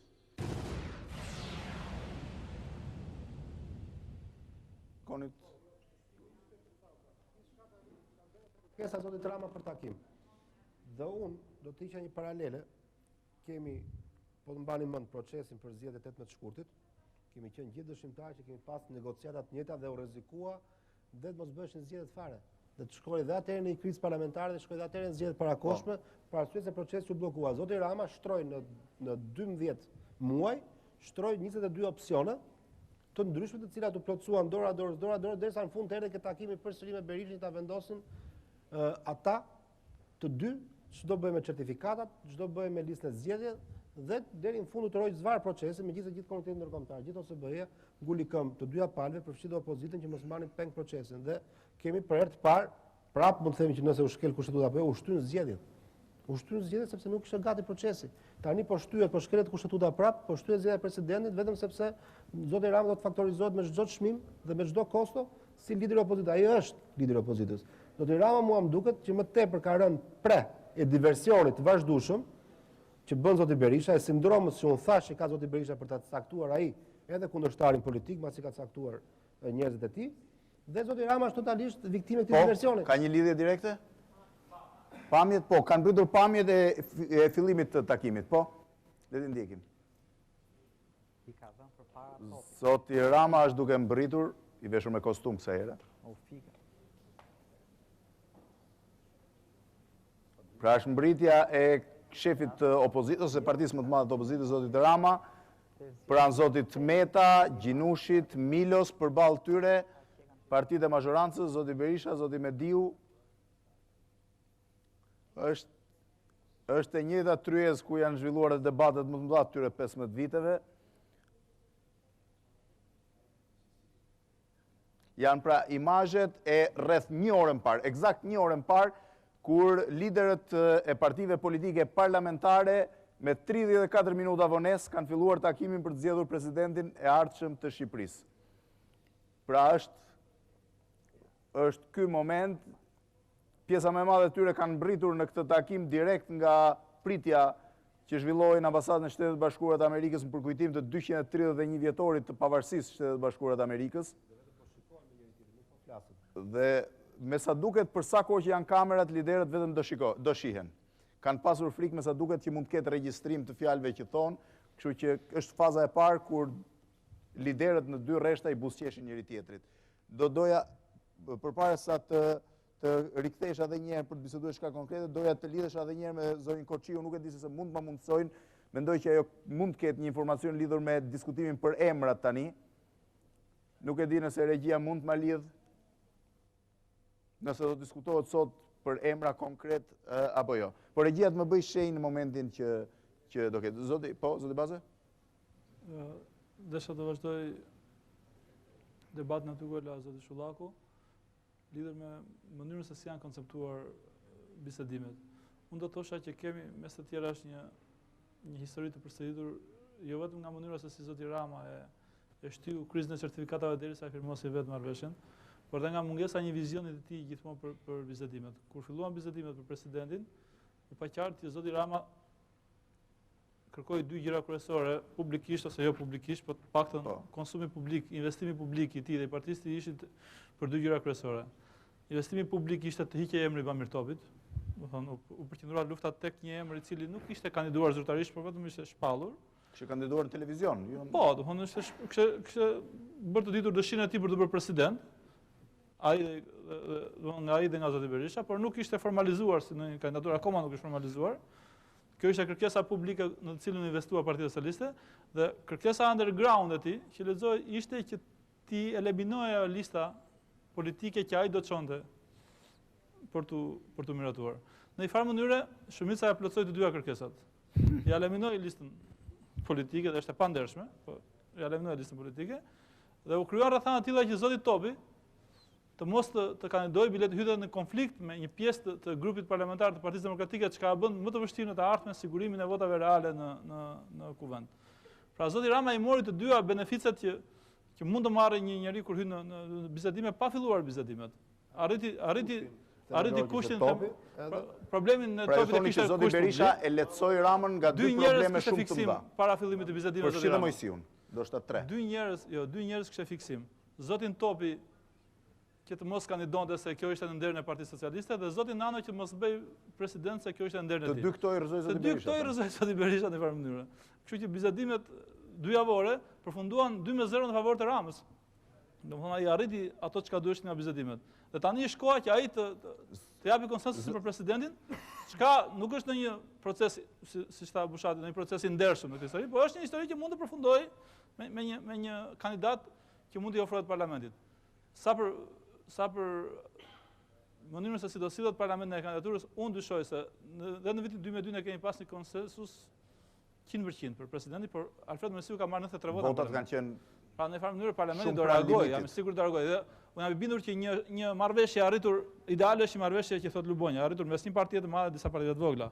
Por kam frikën në Shqipëri kjo marrëveshje të sabotohet në kuvend për shkak se ka filtra të tillë që lënë rrugës vota. Për ndershme ajo është rruga më e ndershme. Mund të jetë edhe kështu. Midis një partie të madhe dhe një pjesë zgjidhet një kandidat i cili pranohet qoftë edhe nga një pjesë e një partie sepse figura e tij është shumë. Por megjithatë mendimi im është ky, në thelb që fakti që këta nuk gjejnë dot një njeri që t'i besojnë, t'i lënë një lloj, po themi, jo arbitrimi, po në një farë mënyre t'i lënë një lloj pavarësie, t'i lënë, është shumë e rëndë për gjithë situatën dhe për ata vetë. Domethënë mbas 15 vjetësh neve nuk kemi ndërtuar dot institucione, se nuk është problemi këtu i presidentit si një figurë, si një njeri.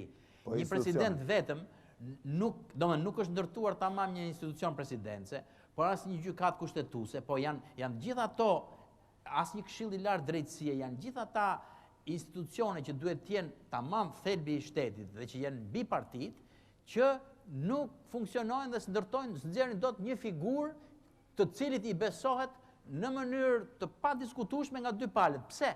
Sepse vetë të dy palët janë mësuar që të mos respektojnë ligjin. Sepse çfarë kërkohet nga presidenti tek e fundit? Të jetë një njeri që respekton ligjin. Por kur dy palët shkelin kushtetutën sa herë do qefi, atëherë si mund të besojnë që vën një president që nuk shkel ligjin dhe ai? Kjo është një test shumë i rëndë për situatën, për punën që kanë bërë këto parti gjatë 15 vjetë. Do t'i rikthehem sepse ndërkohë jam duke marrë disa informacione nga brenda, më thonë që deri tani po diskutohet për parime. Bas 1 orë e 5 minutash po diskutojnë ende për parimet e përgjithshme dhe ka një tentativë që sot të mbyllet vetëm me parimet, pra vizatimin e presidentit pa i vizatuar fytyrën. Nuk e di zonja Koçiu në lidhje drejt për drejt, po? Që the ti, janë ende duke diskutuar parimet, madje nga brenda tryezës thuhet që sonte nuk do ketë emra. Kjo është gjë që konfirmohet në fakt. Me sa duket prej 70 minutash që ka nisur takimi, palët ende janë pikërisht tek parimet se si do jetë presidenti, ndërkohë që sot shpresoheshin shumë që të paraqiteshin emra. Nuk e di në fakt ora i është afruar pikërisht asaj kur duhet, ka kaluar tashmë asaj kur seanca e parlamentit duhet fillonte. Madje duhet thënë gjithashtu që mendohej që menjëherë pas këtij takimi të mblidhej dhe konferenca e kryetarëve të grupeve parlamentare për të shqyrtuar një kërkesë që ka ardhur nga reformatorët, të cilët kërkojnë që votimi seanca e parë, raundi i parë dhe i dytë, meqense nuk kanë pasur votim, të mos konsiderohen si seancë e parë votimi, por kjo e sotmja e treta të konsiderohej si e parë. Normalisht konferenca e kryetarëve varet pikërisht nga kjo tryezë dhe ne do të shohim se si do ecin ngjarjet. Sapo më mbriti një informacion nga brenda që thotë nuk do të ketë emra konkret sot. Pikërisht, kjo është. Me sa duket prej sot pra ka qenë takimi buzëqeshjeve. Kanë buzëqeshur njëri tjetrit, vazhdimisht nuk ka pasur. Duhet thënë që në këto minutat e fundit palët janë bërë shumë hermetike në zbardhjen e çfarë po ndodh brenda dhe unë dyshoj që tonet duhet jenë ngritur tashmë. Ç'do thotë kjo? Pra që sako që nuk flitet për emra konkret, sepse të paktën kjo u premtua nga zoti Mediu në momentin që u anonçua tryeza. Pra do flitet për parimet, por do flitet edhe për emra. Mazhoranca ka shkuar me sa diun nga informacioni paraprak që kanë pasur, ka shkuar për të zgjidhur një emër konkret ose për të gjetur një emër konsensusi konkret. Ndërkohë e thash në fillim të emisionit që opozita ka shkuar për parimet e përgjithshme të presidentit dhe për të shkuar më tej. Zoti Baze, ju lutem zonja Koçiu qëndroni në lidhje. Po zoti Baze? Nga informacionet që kam unë edhe shumica ka shkuar me një paket ligjore për të propozuar si paket e cila do të votohet së bashku me emrin e presidentit.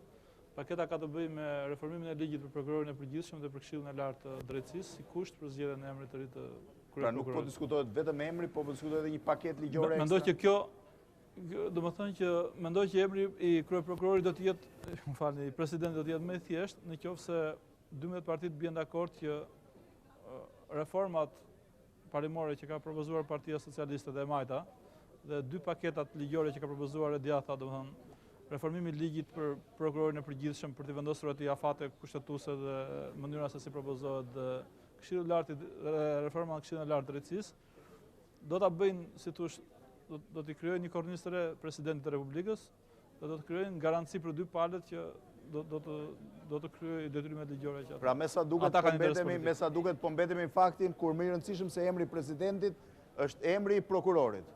Pra po kondicionohet zgjedhja e presidentit të ri të Shqipërisë, po kondicionohet nga ai emër që do shkarkojë prokurorin e përgjithshëm. Nuk e shkarkon, me këtë paket ligjor propozuar kemi një ndryshim ligjor ku prokurori është nuk e shkarkon, po e largon kompetencat e presidentit atëherë.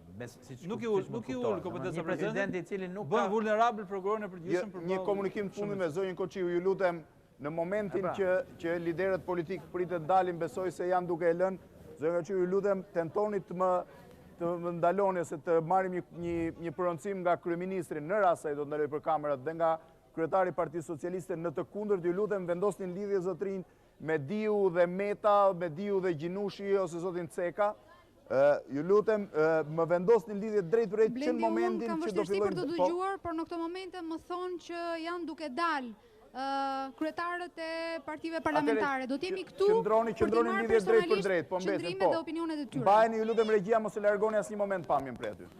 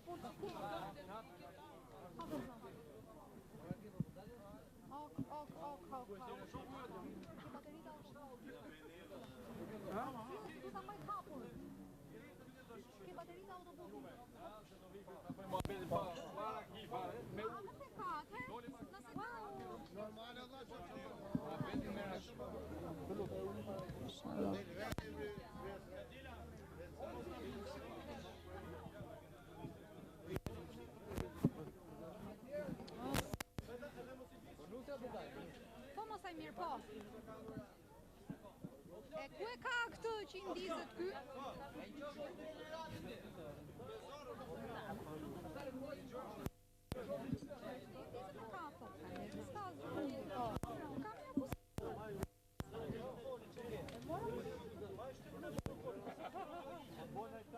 Pa më thuaj.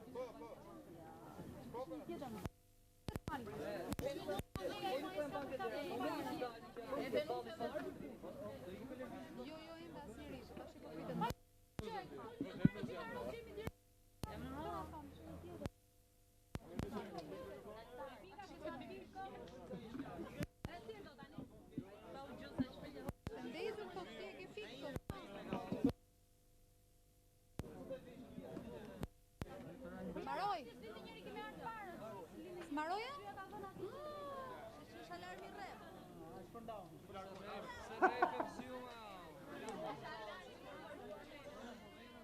Alarmi rreme? Jo, sofistik. Me sa duket nuk ka qenë e vërtet, nuk janë duke dalë akoma, nuk i kanë zgjidhur parimet për cilat po diskutojnë liderët politik të partive parlamentare, do të mbetemi përsëri. Regjia mund të vendosi pamje midis studios tushme dhe selisë së kuvendit, ku një seri, nuk e di nëse janë bodyguard tani apo gazetarë, janë duke mbajtur derën qendrore, nga pritet dalin 12 krerët e partive parlamentare shqiptare. Zoti Baze, meqense po diskutonin dhe ishim në këtë, ju lutem zoti Lubonja, meqense ishim në këtë pikë. Pra, po diskutoj që Partia Demokratike ka çuar dhe një paketë tjetër ligjore. A kishte sot shanse, ose a mendoj sot që mund të kishte emra konkret? Në fakt, gjatë gjithë ditës së sotme dhe djeshme janë konsumuar emra konkret përmes negociatorëve. Emrat të cilët propozohen, është rada për të propozuar dhe propozohet normalisht nga Edi Rama për të pranuar nga Partia Socialiste, nga Partia Demokratike. Ka pas emra që janë pranuar nga Partia Demokratike dhe zoti Rama ka kthyer mendje brenda 2 minutash. Ka thënë, a mund të hymë në një emër? Disa etike të tjetë për ato janë emra në garë dhe ndoshta Si ishte kjo çështje që është propozuar? Pra, janë propozuar deri tani të paktën 4 emra zyrtarisht nga Partia Socialiste, kur për njërin Partia Demokratike ka thënë më njëherë po dhe sapo ka thënë po Sali Berisha, më njëherë është kthyer për Edi Rama dhe ka kaluar tek një emër tjetër. Ka pas një emër të diskutueshëm që është pothuajse janë dakord dy palët. Janë dy emra për cilat nuk është dakord Partia Demokratike. Për profilin apo as për profilin? Po, njëri është diplomat i njohur, për cilin ka thënë po më njëherë Partia Demokratike. Pra ka qenë diplomat i njohur i cili ka pasur Partia pasur Socialiste ka qenë ambasador në një vend perëndimor të rëndësishëm. Për cilin është thënë më njëherë po dhe më njëherë nga zoti Rama sapo është thënë po, është tërhequr. Është thënë pothuajse po për një profil tjetër ushtarak, mos gaboj, të propozuar po nga Partia Socialiste, dhe është thënë jo për dy emra të tjerë. Profili i dytë ishte ushtarak. Ushtarak, po. Ushtarak karriere në nivelin më i lartë aktualisht në ushtrinë shqiptare.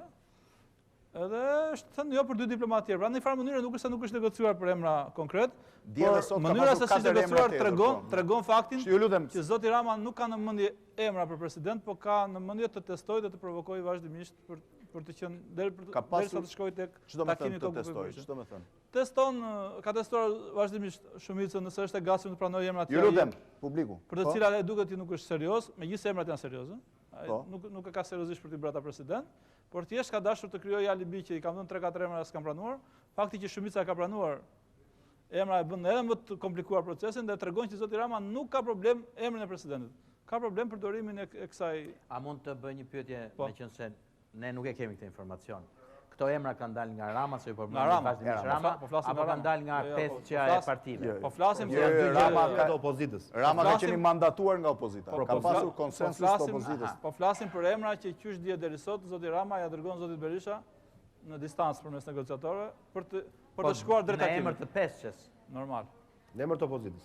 Po edhe sikur të vej në emër të dyshës Berisha Rama del presidenti, se janë dy parti të mëdha, nuk është problem atë. Nuk është se ka pasur mosmarrëveshje. Jo, problemi për mendimin tim është ky se nga sa kuptova unë, kemi të bëjmë me statura diplomatësh që kryesisht është fokusuar te diplomatët. Unë do të thoja se pavarësisht nga respekti që mund të kem për kapacitetin intelektuale të disa emrave që mund të kenë dalë, zgjedhja e një diplomati i cili nuk ka dhënë asnjë lloj prove rezistence, nëse mund të them, në jetën publike të vendit, se përgjithsisht diplomatët janë njerëz që kanë jetuar jashtë, kanë përfaqësuar shtetin shqiptar, pra nuk ka dhënë asnjë provë, po themi, pavarësie nga partitë politike në jetën publike, nuk krijon figurën që është thënë që do dali. Sipas parimeve të sotme që po vendosin, nuk duhet ndonjë figurë që të rezistojë. Po vendosin parime që të jetë një figurë që mos i rezistojë askujt. Të dy palëve, që të mos i rezistojë. Po pra. Këto janë parimet. Përderisa po kërkojnë njeriu politik, jo profil të lartë, jo. Në këtë rast unë mendoj këtë që do të ishte më e ndershme përpara opinionit publik që të bëhet transparent një model presidenti tjetër, ose të bëhet transparent një situatë ku do bëjmë reformat që kërkon opozita, nuk do të merrem me prokurorin, nuk do të merrem me ato gjërat djegëse që në një farë mënyre e kanë bllokuar këtë proces, dhe për mendimin tim në këtë rast majoranca dhe opozita mund të arrijnë presidentin, po të paktën të bëjnë këtë pakt që brenda 2 vjetësh ne do jemi me një bashkëqeverisje, sepse kjo është një farë bashkëqeverisje, një koalicion i madh për reforma thelbësore dhe pastaj le të futen në garë. Por për mendimin tim me këtë Partia Demokratike i ka të humbura zgjedhjet automatikisht, sepse një parti që ka marrë pushtetin për të qeverisur, për të bërë reforma, tregohet e paaftë të bëjë reforma dhe planon të bëjë bashkë reforma me opozitën, zgjedh një president i cili nuk bën asgjë, atëherë është më mirë të shkojnë në zgjedhje që tani, nëse do flasim për pushtetin e një partie. Për të mirën e vendit, ndoshta do të ishte edhe kështu, që 2 vjet le të rrinin të bashkëqeveriseshin dhe pastaj fillonte gara, ose të bëhet në një lojë tjetër. Kjo klasë politike të jap llogari dhe të dalë në një forcë që e paparashikuar.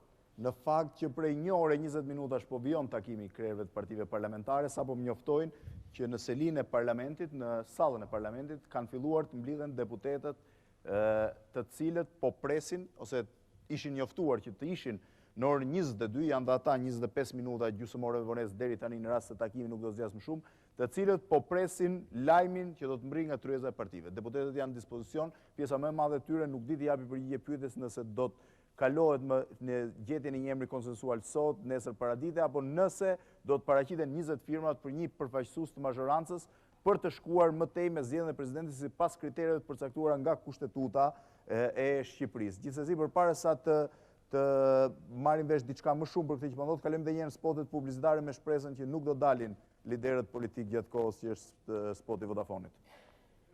Jemi rikthyer sërish në transmetim të drejtë për drejtë në këtë emision, i cili ka nisur në orën 21, ka nisur 4 minuta përpara takimit të vonuar të liderëve të partive politike parlamentare, të cilët janë mbledhur në selinë e kryesisë kuvendit për diskutuar mbi mundësinë e gjetjes së një kompromisi për presidentin e ardhshëm të Shqipërisë, që nga data 20 qershor, kur zyrtarisht parlamenti hapi raundin e parë për votimin e presidentit, vendi ka hyrë ose politika shqiptare ka hyrë në një ngërç, në një mungesë për zgjedhje ose mungesë konsensusi për gjetur emrin e pasuesit të Alfred Moisiut, presidentit në detyrë, i cili pritet që ta dorëzojë përmes një ceremonie në ish pallatin mbretëror, pallatin e brigadave, në datën 24 korrik, detyrën e kreut të shtetit Shqipërisë.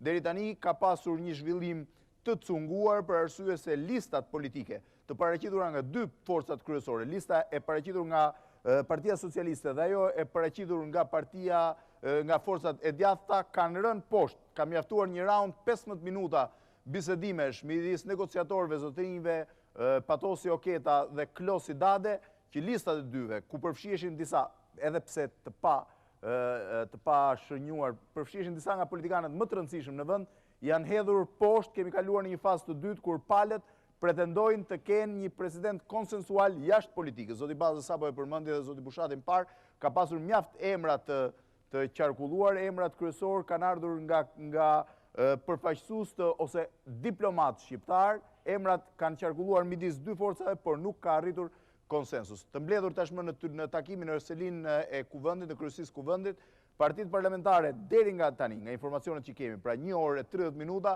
kanë diskutuar parimet e përgjithshme. Pra po e vizatojnë presidentin pa i dhënë tiparet e fytyrës tij, me sa duket është një zgjidhje më komplikuar kësaj here, sepse lidhet jo thjesht me emrin e presidentit, por edhe me implikimet që ai ka në raport me prokurorin e përgjithshëm, një çështje kyçe që ka prishur raportet e presidentit në detyrë me kryeministrin dhe mazhorancën që prej thuajse një viti. Zoti Baze, doja t'ju bëja një pyetje që lidhet më shumë me procedurat sesa me problemet tjera. Në rast se nuk do kemi një konsensus, do të shkojë më tej Partia Demokratike përmes imponimit një emri sipas rrugës kushtetuese? Pra, një përfaqësues i kësaj partie, ndoshta zoti Topi, do i pyes edhe një koment për zotin Topi, të paraqisin 20 firmat dhe të tentojnë të ecin 5 votime për të parë konsensus do kenë. Sipas asaj që edhe vetë ka deklaruar zoti Berisha, mendoj që Partia Demokratike, nëse humbet shpresat për krijimin e një shumice presidenciale përmes bisedimeve, do të shkojë me kandidimin e zotit Topi përmes mbledhjes së 20 firmave. Drejt garës. Më fal, vetëm një sekond. Kam një informacion që mund të kemi lidhje direkte, megjithëse informacionet nga brenda më thonë që kërkojnë dhe 20 minuta kohë përpara se të dalin partitë politike. Pra, mendoj që Partia Demokratike do shkojë drejt të rikandidimit të zotit Topi me procedurë kushtetuese. Nëse do të arrihet një korum i nevojshëm për 84 vota në kuvend, do të jetë një ngjarje e rëndësishme pozitive, megjithëse zoti Topi mund mos fitojë 84 vota për president, do të jetë një ngjarje e rëndësishme fakti që të votohet së fundmi në parlament për presidentin. Dhe nëse rrezohet në 5 raunde, le të shkohet në zgjedhjet parakohshme. Është një mbyllje më dinjitoze, është një fund me tmerr, më mirë se sa një tmerr pa fund ku po shkon procesi i zgjedhjes së presidentit, i cili për fat keq e kam thënë përparazakosh, do të ngjante dhe po e ngjan procesit të neveritshëm të zgjidhjes së krizës së certifikatave 6 muaj më parë që ja futi vendin në spirale në një krize shumë e dinjitoze, sa u detyruam të kërkojmë gjithë falje Evropës dhe shqiptarëve për atë që ndodh. Zoti Baze, ka një koment sipas cilit në rast se zoti Topi do paraqitet si kandidat në parlament ose një kandidat tjetër i mazhorancës, po marr zotin Topi që ka një konsensus. Zoti Topi do të paraqitet zyrtarisht nga Partia Demokratike. Ka një konsensus më të gjerë. Ka një koment sipas cilit në rast se zoti Topi do paraqitet, do të qëndrojë, do rezistojë, të votohet deri në raundin e 5, ai do të marrë dhe votat e partive të vogla, të cilat jo për mbështetje zotit Topi, por sepse do të refuzojnë ose nuk janë të përgatitura të shkojnë në zgjedhjet parakohshme. Ky është një mekanizëm, është ajo që tha Lubonja në fillim, është një mekanizëm i arti me cilin funksionon parlamenti për zgjedhjen e presidentit. Pra, palët duhet të detyrohen të hapin konsensusin përmes votës. Por unë mendoj që gara e zotit Topi tani është vështirësuar edhe më shumë se çka qenë përpara 3-4 ditësh, por shanset e zotit Topi për të kandiduar janë më të mëdha se sa që kanë qenë përpara 3-4 ditësh. Shanset për të kandiduar janë më të mëdha për shkak të bllokimit që po bëhet procesit të krijimit të shumicës presidenciale përmes bisedimeve, kurse shanset për të fituar zotit Topi janë pak më të vogla se që kanë qenë përpara 3-4 ditësh. T'ju bëj një pyetje, po dua një përgjigje të sinqertë. A mendoni që kjo tryezë mund të prodhojë një president konsensual?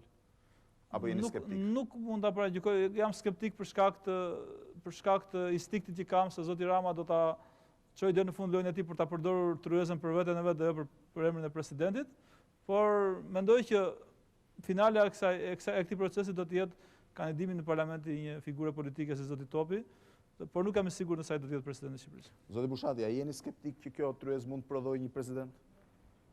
Unë them që do ta prodhoj për dy arsye, sepse pavarësisht nga emri që do zgjidhet, interesat në lojë të aktorëve politik dhe partive politike janë shumë më të mëdha.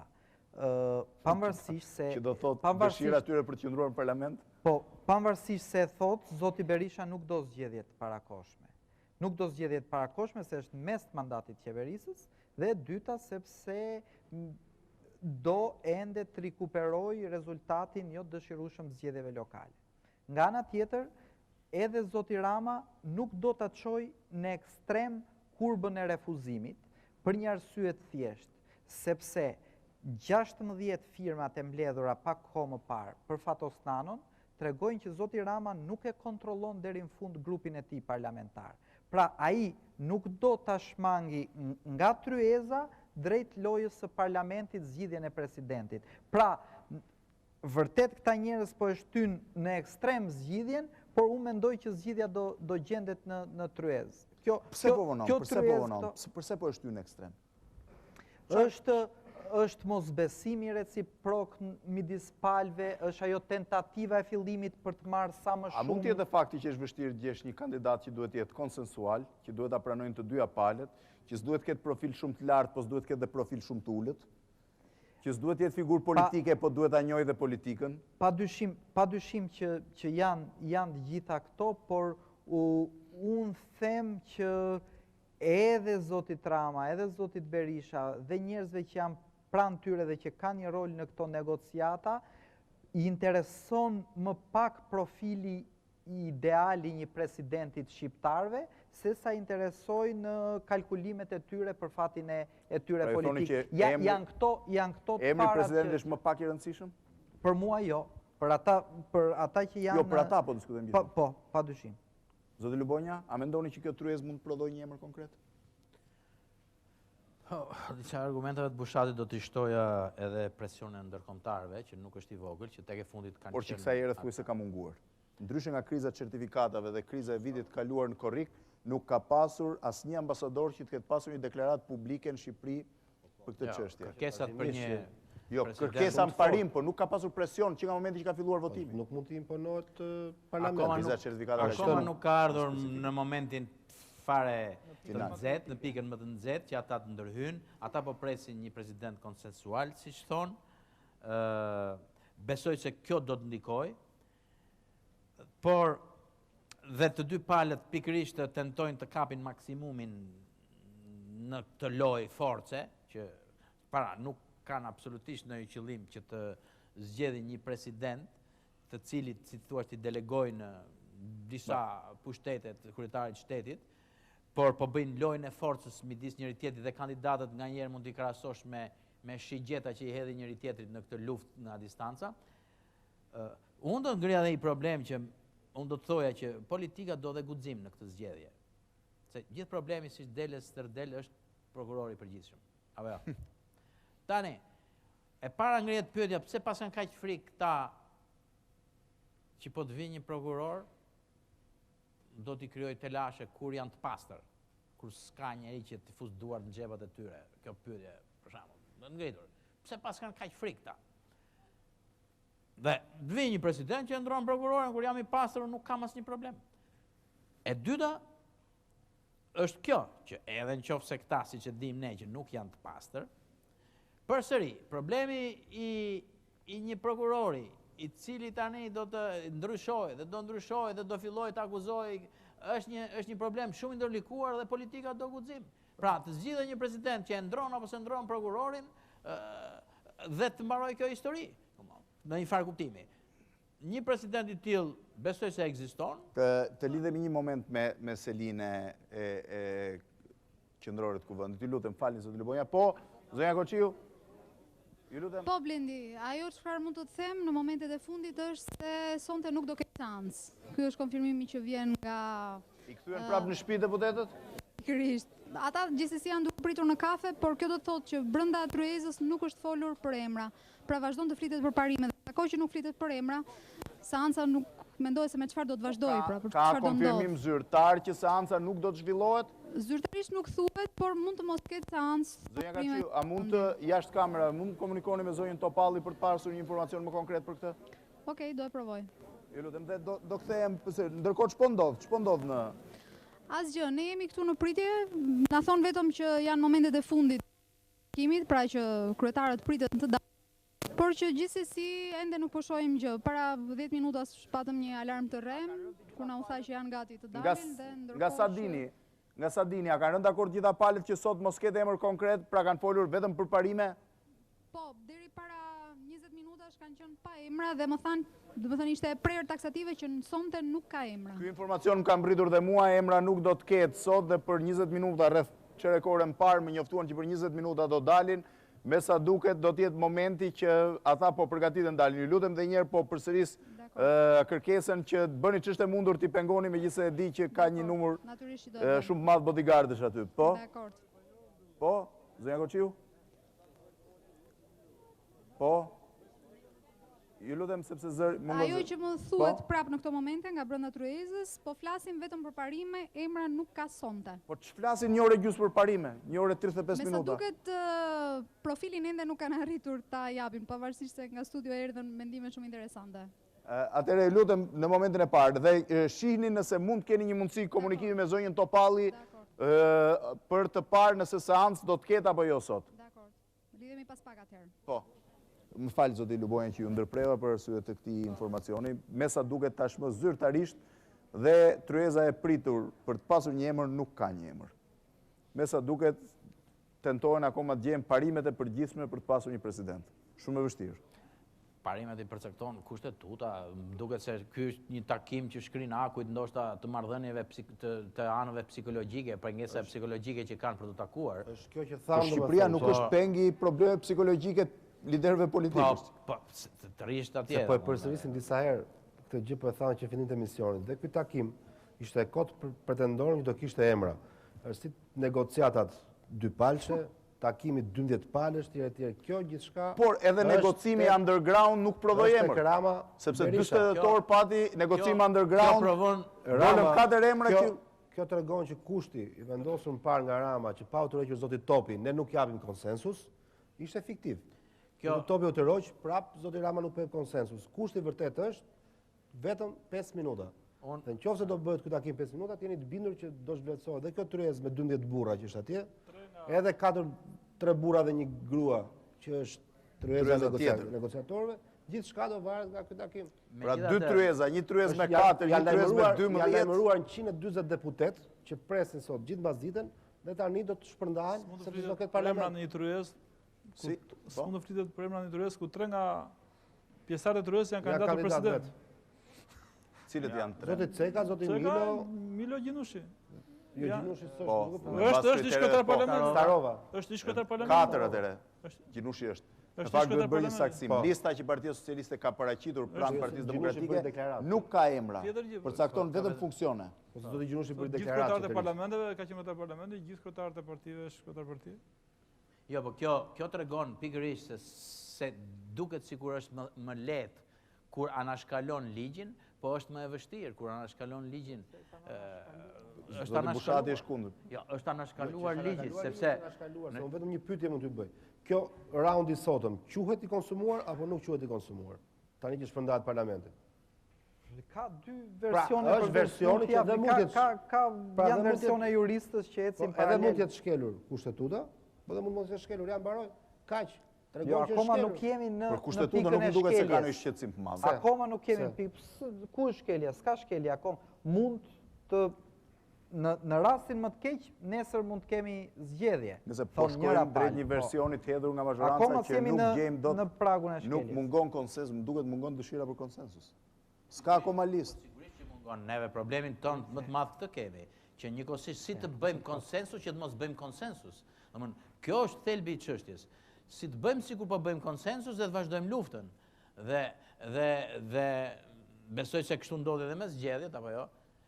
U fol dhe për reformat të gjëra dhe me zgjedhjet si kushte, asë reforma nuk janë bërë, asgjë nuk po bëhet, asë regjistrim popullsie nuk po bëhet, domethënë ka një sër gjëra që nuk po bëhen sepse ne po bëjmë luftë permanente midis dy partive, një luftë civile pa armë, është kjo. A ekziston rreziku zoti Shkullaku që emri presidentit të jetë krejtësisht i panjohur deri tani? Ka një teori sipas cilës gjithë emrat që dalin konsumohen dhe nuk e fitojnë konsensusin kollaj. Kjo është nisur nga praktika që ka ndodhur her pas here dhe në zgjedhjen 2002 të zotit Moisiu që një emër surprizë doli në fund. Është e hapur, mund dalë një emër që deri tani nuk është diskutuar.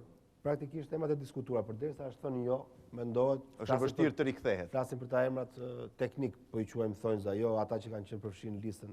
Është vështirë të rikthehet. Më lehtë është të rikthehen emrat e listës politike sesa emrat teknik që kanë dalë dhe janë refuzuar. Në rast se zoti Topi regjistrohet dhe imponohet, ju mendoni që mund ta fitojë konsensusin? Konsensus nuk bëhet fjalë. Mund të fitoj votat. Ai është konsensusi pas kushtetutës. Mund të fitoj votat nëse do arrihet korumi mbi 84 deputet. Nëse një pjesë e opozitës është fjala do të hynte në parlament, sepse nëse opozita vendos mos hyn në parlament, zoti Topi nuk ka si të bëhet. Nuk ka si fiton votat sepse majoranca nuk i ka. Mund të ketë thyrje brenda opozitës. Nuk i ka aq vota. Mund të ketë thyrje brenda opozitës partitë caktuara. Kjo ngjelet për të diskutuar, nëse do të kishte një thyrje, mendoj unë më të lehtë mund ta kishin deputetët që kanë shkruar për zotin Nano për të hyrë në parlament sepse ka një motiv, por kjo gjë ndoshta nuk do t'i volisë zotit Nano sepse në ballafaqim me zotin Topi mund të humbiste. Edhe mund të ishin të dy praktikisht me votim, ndërkohë që mendohet që teorikisht janë të djegur. Kështu që nuk e di, një pjesë e opozitës e ka shprehur mbështetjen për zotin Topi.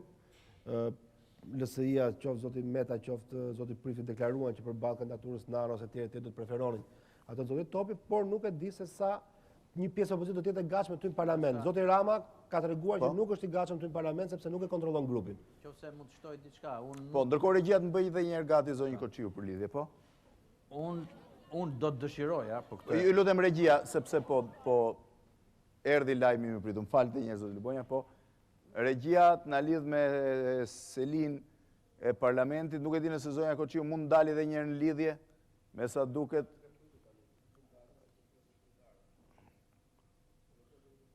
Ta zotrinjt me jelek duhet jenë bodyguardët, me sa duket? Po, zoti Lubonja, po. Nuk e di nëse e kemi, po? Unë nuk do dëshiroja që një grup deputetësh të LSI-s apo të majorancës të i dilnin kundra, për shembull, një figure si Nano, pse është Nano, do të kisha dëshiruar më shumë që një grup deputetësh... Sa po m'fal, më vjen informacioni nuk ka seancë. Sa po mjoftojnë Parlamenti i Shqipërisë 129 deputetët që po presin kafenet rrotull mund të shkojnë në shtëpi. Atëherë po e vazhdoj pikërisht biseden. Ajo që do të dëshiroja unë që do të ishte që të kishim ca deputet, që të kishin aq personalitet. Ju lutem janë duke dalë, zoti Gjinushi, zoti Mediu, ju lutem. Atëherë unë dua së bashku me zotin Gjinushi, dy konferencierët. Së bashku me zotin Gjinushi. Po ç'keni ne nuk bërtitëm aty brenda, edhe për të bërtitur ju këtu jashtë? Baruan. Së bashku me zotin Gjinushi, në emër të tryezës së kryetarëve të partive parlamentare, jemi këtu për të bërë këtë deklaratë. Partitë parlamentare të mbledhura sot më datën 5/7/2007 në bashkëpunim dhe angazhim të plot për të respektuar kushtetutën dhe vullnetin e qytetarëve shqiptar, vendosën 1. Zgjedhjen me konsensus të Presidentit të Republikës dhe bashkëpunimin me një paketë të qartë për reformat e rëndësishme që preokupojnë qytetarët shqiptar në bashkëpunim të plot politik me njëri tjetrin dhe me gjithë partnerët tanë ndërkombëtar. 2. Institucionalizimin e një tryeze të përbashkët në nivelin e kryetarëve të partive politike të opozitës dhe të mazhorancës në formatin 3-3, e cila do të detajojë në thelb platformën e bashkëpunimit për reformat dhe njëkohësisht selektimin e kandidaturave për të nxjerrë një president i cili përgjigjet kërkesave të kohës dhe njëkohësisht angazhimet tona për reformat të rëndësishme, për proceset e integrimit dhe për momentet e rëndësishme që kalon vendi dhe çështja shqiptare në përgjithësi. 3. Ditën e diel i rekomandojmë Kuvendit të Shqipërisë që të hapet votimi për Presidentin e Republikës. Votimi i parë apo i tretë? Votimi për Presidentin e Republikës. Procedurat ne i kemi diskutuar me njëri tjetrin. E thashë njerë, kandidatët do t'jenë në tryezën e kryetarëve të partive në formatin 3-3, këta në procesin e përbashkët do të bëjnë përcaktimin e kandidatëve. Do t'jenë partitë e mazhorancës dhe të opozitës, pra nuk do të ketë përjashtim. Përfaqësitë që do t'jenë 3 do të përfaqësojnë të gjitha partitë parlamentare. Kjo u bë thjesht për të pasur një proces më normal të bashkëpunimit dhe diskutimit. Po, zoti Rama dhe zoti Berisha do t'jenë aktorët natyrisht kryesorë të tezës. Po. Dhe votimi ishte i parë apo i treti? Edhe njerë, theksoj zoti Gjinushi që ne ecim me procesi sipas asaj kemi diskutuar që do t'jetë votimi i tretë. Megjithatë, ngelet që ne të diskutojmë në parim me njerëzit, do të thënë është çështje e Kuvendit. Ne shprehim dhe i rekomandojmë Kuvendit. Mendoni se do arrini diçka kërkesë? Kjo është deklaratë e përbashkët dhe unanime. Falë zoti Gjinushi. Mendoni se do diçka në kaq pak kohë sa që ka ngelur? Sigurisht që do arrihet diçka, ose gjithçka, dhe 2 ditë janë vlerësoj të mjaftueshme për të mbritur në emrin konsensual, sepse s'kemi bëjmë me i fillim negociatash, kemi bëjmë me mbyllje negociatash, pra ngrihet niveli negociatave, institucionalizohen ato, bëhet më mbledhur dhe kuptohet që drejtohen nga 2 kryetarë të pozitës dhe të mazhorancës. Çka e bën më efektive para? Që nesër do filloj të funksionojë. Kushti nga cila zgjidhet kandidati? Nga cila palë do zgjidhet? Ne kemi kushtet tona, opozita i ka bërë të qarta, por sot s'kemi dalë për të përcaktuar kritere se ato janë thënë tashmë. E reja është që institucionalizohet tavolina 3+3 në nivelin më të lartë. Dhe jo në vend të tani sqarimi në respekt kushtetutës dhe Kuvendit, sepse interpretimin e partë kushtetutës e bëmet Kuvendi, Kuvendi ka interpretuar që ka bërë 2 raunde që kanë dështuar si që dihet, të dielën do zhvillohet i treti dhe kuptohet raundi i tretë. Do të ketë një të 4 dhe të 5. Por se besoj që dështoj i tretë. Ju keni hequr dorë nga lista e opozitës dhe zoti Mediu ka hequr dorë nga lista. Sot nuk flasim fare për lista, ne nuk paragjykojmë tavolinë. Nesër në orën 11 do të jetë takimi kryetarëve të partive. Autoriteti im dhe i zotit Gjinushi këtu është për deklaruar këtë qendrim, për t'ju njoftuar një qendrim të përbashkët. Po ju them ka pasur një gjykim krejt pozitiv nga gjithë përfaqësuesit pa dallime për të arritur në këto përfundime që unë ju tash sot. Pra Nano dhe Topi janë në lojë? Edhe një herë janë kryetarët e partive të cilët do të diskutojnë nesër. Nga cila palë do vi emri se këtu jemi të gjithë.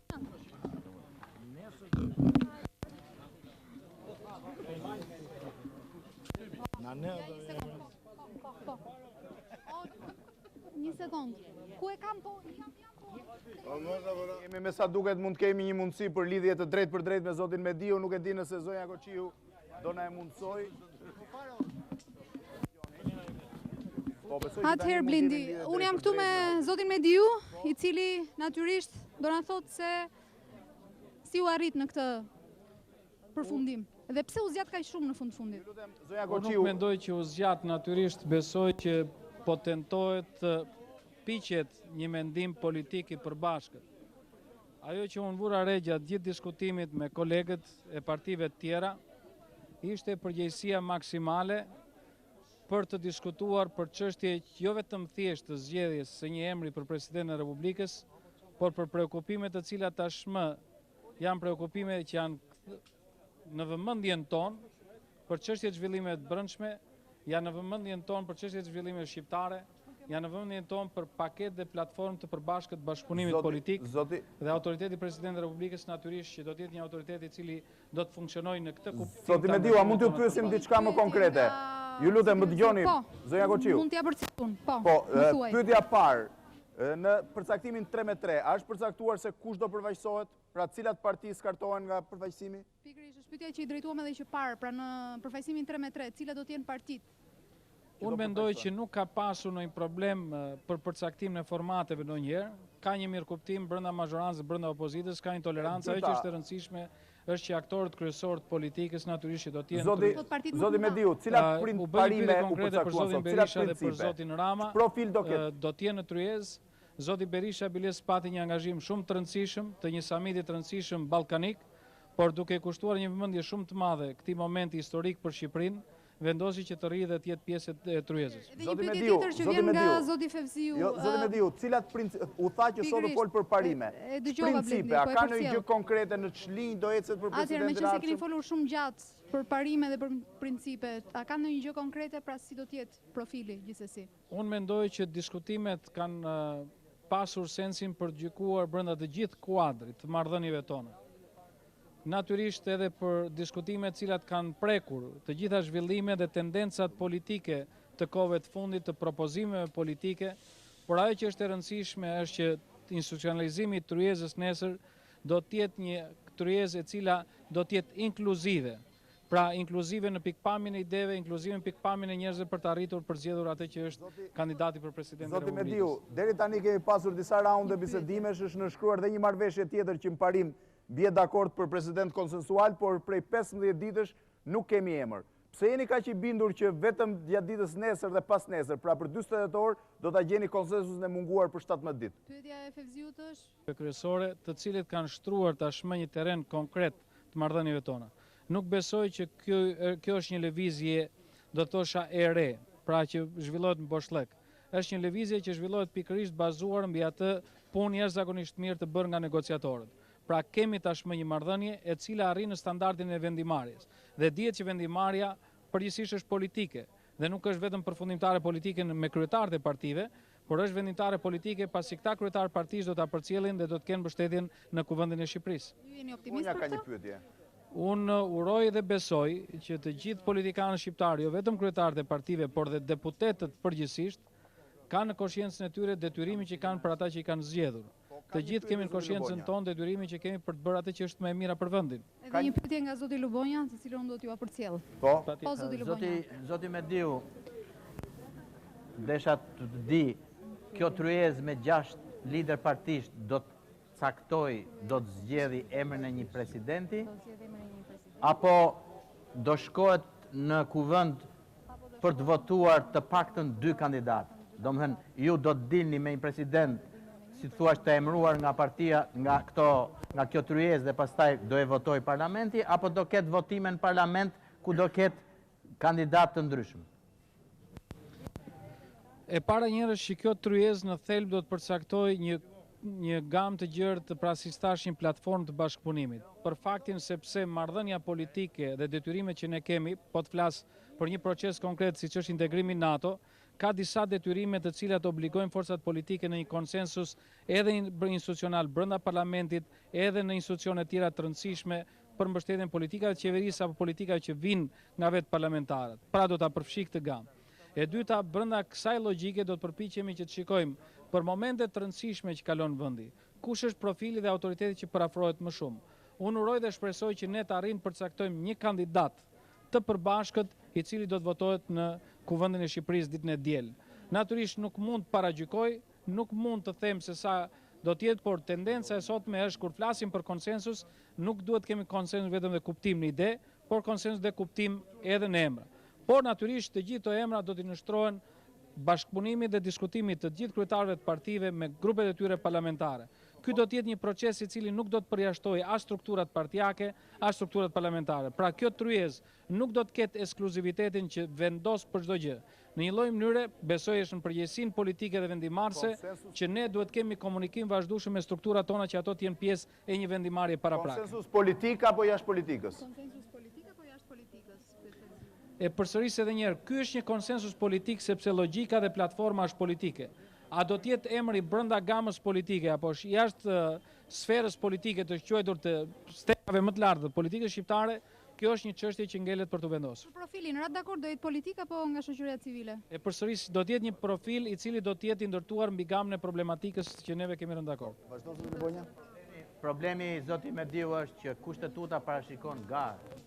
Kushtetuta parashikon zgjedhje Dhe a nuk ju duket antikushtetuese kjo, sepse dje dëgjuam kryetarin e Partisë Demokratike, Sali Berisha, i cili tha neve për të ruajtur dinjitetin ton, duhet të respektojmë kushtetutën. Sot juve keni shkelur dinjitetin tuaj duke bërë një marrëveshje, një vendim që ju do të emëroni presidentin.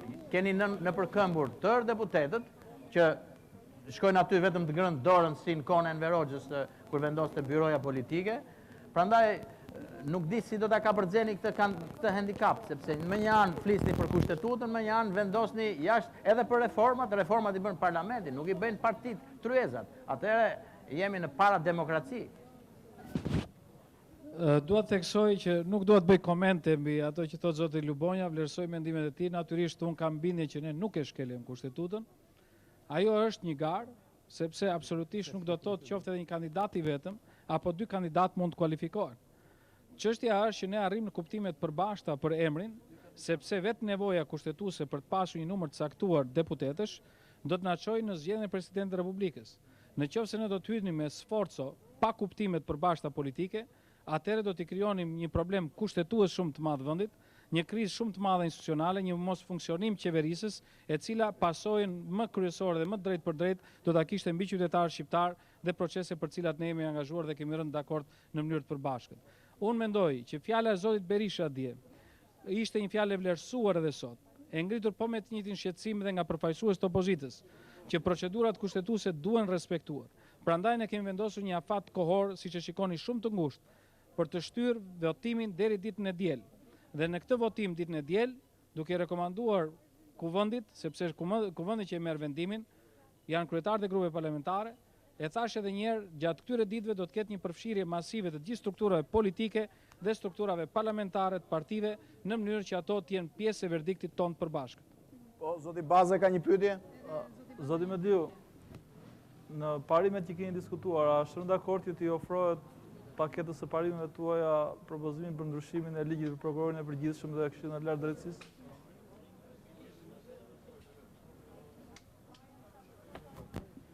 Unë e theksova do të ketë një nivel i cili do të formëzoj siç duhet dhe paketën. Ajo që u ngrit me forcë është që ne duhet bashkëpunojmë në reformën për drejtësinë, dhe kjo reformë për drejtësinë kërkon jo vetëm gjykime të njëanshme, të njërit krah apo të një krahu tjetër, po kërkon një nivel shumë të lartë të bashkëpunimit politik, ndoshta edhe të një rrethi më të gjerë konsultimesh me ekspert për të arritur në përfundimet që duhet, në institucione të qëndrueshme që i bashkohen vullnetit qeverisë dhe vullnetit politik të përbashkët për të ndërtuar një shtet ligjor që i shërben qytetarëve shqiptar. Nuk ka pasur një diskutim specifik për këtë çështje që të jemë më qartë, por kemi rënë dakord që paketa patjetër duhet përfshijë reformë drejtësi. Janë elementë cilat janë bërë prezent. Asnjë nga ne nuk e ka paraqitur këtë si një çështje të veçantë tryezës. Zonja Koçiu, mund t'ja kaloni kufjen zotit Mediu se ka një pyetje të zotit Shkullaku? Dakord, po ju kaloj kufjen për një pyetje të zotit Shkullaku.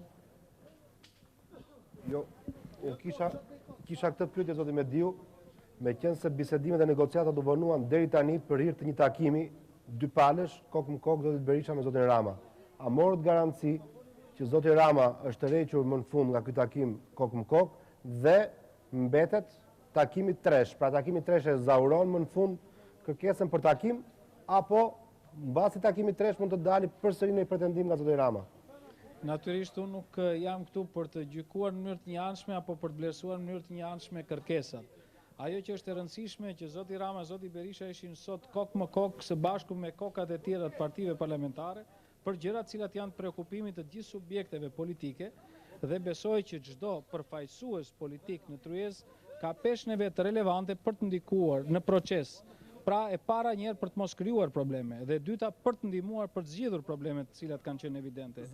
Unë kam bindjen që të paktën në prononcimin dhe në analizën e zotit Rama, edhe të përfaqësuesve të tjerë të opozitës dhe të mazhorancës, ka një shqetësim të përbashkët, që zgjedhja e Presidentit të Republikës duhet të jetë sipari i një marrëdhënie të përbashkët për qëllime të interesit të përbashkët. Zoti Mediu, kur do hyhet në emra konkret për presidentin? Nesër në orën 11 fillon diskutimi konkret për emrat konkret. Dhe një pyetje të fundit, megjithëse është më shumë kuriozitet, por ju si një vëzhgues i vëmendshëm mund ta thoni, si silleshin zoti Rama dhe zoti Berisha sot gjatë takimit? Unë duke qenë një nga njerëzit me cilë që u mora me këtë çështje, dua të theksoj që nuk kam qenë kaq interesuar për të parë sjelljen, ka qenë sjellje brenda etikës, brenda normave të dy njerëzve që kanë përgjegjësi për procesin. Me zot lart? Me zot lart ka qenë komunikimi? Ju lutem, vendosjen edhe një herë. Zonja Koçiu, me sa duket nuk komunikojmë dot më me zotin Mediu, kur vjen puna për të bërë komente për zotrin Berisha dhe Rama, nuk bën. Zoti Mediu, me zot lart ka qenë komunikimi mes tyre apo brenda etikës? Ka qenë tërësisht brenda etikës, brenda normave normale të komunikimit dhe të preokupimit. Unë e them që ka qenë një takim pozitiv dhe shpresoj që të ketë patjetër një produkt pozitiv. A dhe një pyetje kuriozitet dhe kjo si ngelët ju negociatorën? Unë thash se ishte e fundit kjo zoti Blushi. Zoti Fevziu, zoti Blushi është televizion tjetër. Zoti Fevziu, më falë. Si ngelët ju negociatorë, zoti Mediu? Shti bëj unë që ngjani shumë ju. Po, negociator, unë kam përgjegjësinë, jo për që negociator, po përgjegjësinë si pjesë e politikës shqiptare, e mazhorancës, për angazhimet përbashkëta me opozitën. Natyrisht në funksionin tim në kabinetin e ministrit të mbrojtjes e kam pasur pjesë të preokupimit dhe të angazhimit vazhdueshëm që këto reforma të kenë qenë pjesë e angazhimit të përbashkëta dhe integrimi NATO besoj është qëllimi i shqiptarëve dhe nuk mund ndaj politikën. Faleminderit zoti Mediu, shpresoj që do kontaktojmë sërish. Për pak jemi rikthyer tani në studio. Ndjes për ndryshim në emrit, më fal. Po. Jo, nuk ka problem. Këtë duhet ta paguani pak më pas me 5 ne duhet na jepni një kafe. Po. Zoti Lubonja, tani komenti për të bërë një xhiro të fundit. Po. Mediu një dy e përmend NATO-n, sikur NATO do jetë shpëtimi i shqiptarëve, domethënë NATO s'ka të bëj fare, është thjesht një demagogji, është si puna e komunizmit që thuaj dikur që është në horizont dhe largohet gjithmonë se arrim dot. Problemi është se si të jetojmë normal këtu në vendin tonë. Edhe mos kemi kështu gjëra qesharake.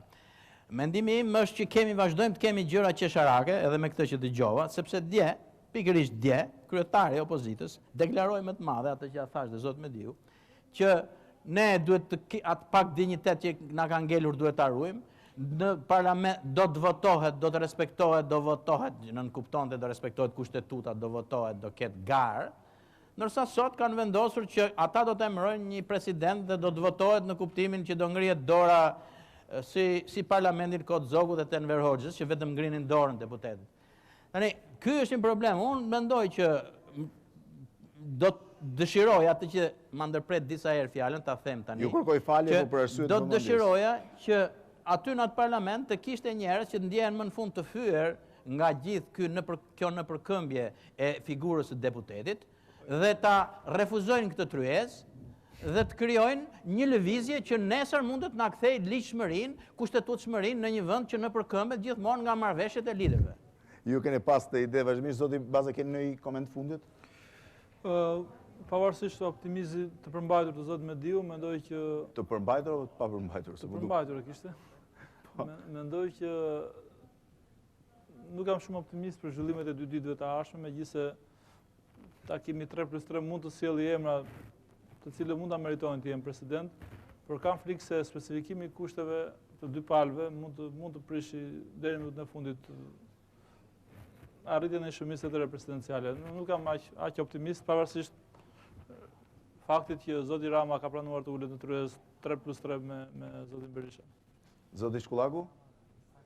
Edhe unë kam një dozë pesimizmi dhe skepticizmi më saktë për një përfundim pozitiv të tryezës. Është fakt i pakundërshtueshëm që kjo tryezë me 12 partitë parlamentare, megjithëse nuk prodhoi emër konkret, shkriu deri diku akujt me spalve, kemi një përballje të parë midis zotit Berisha dhe zotit Rama.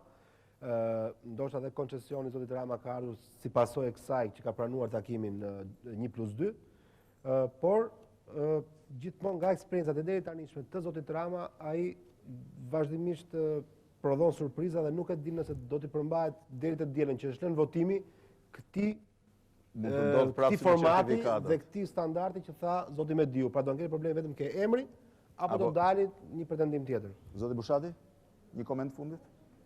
Unë besoj që nga kjo tryezë nuk do kemi krizë, po as nuk do kemi një president të mirë me ato parametra dhe morale që do kërkonim një pjesë... Presidenti politik, thoni prap. nuk flas politik, do kemi atë që zoti Lubonja e ka quajtur një president i nënshtruar ndaj të dyja palëve dhe me kritere modeste. Por krizë nuk do kemi.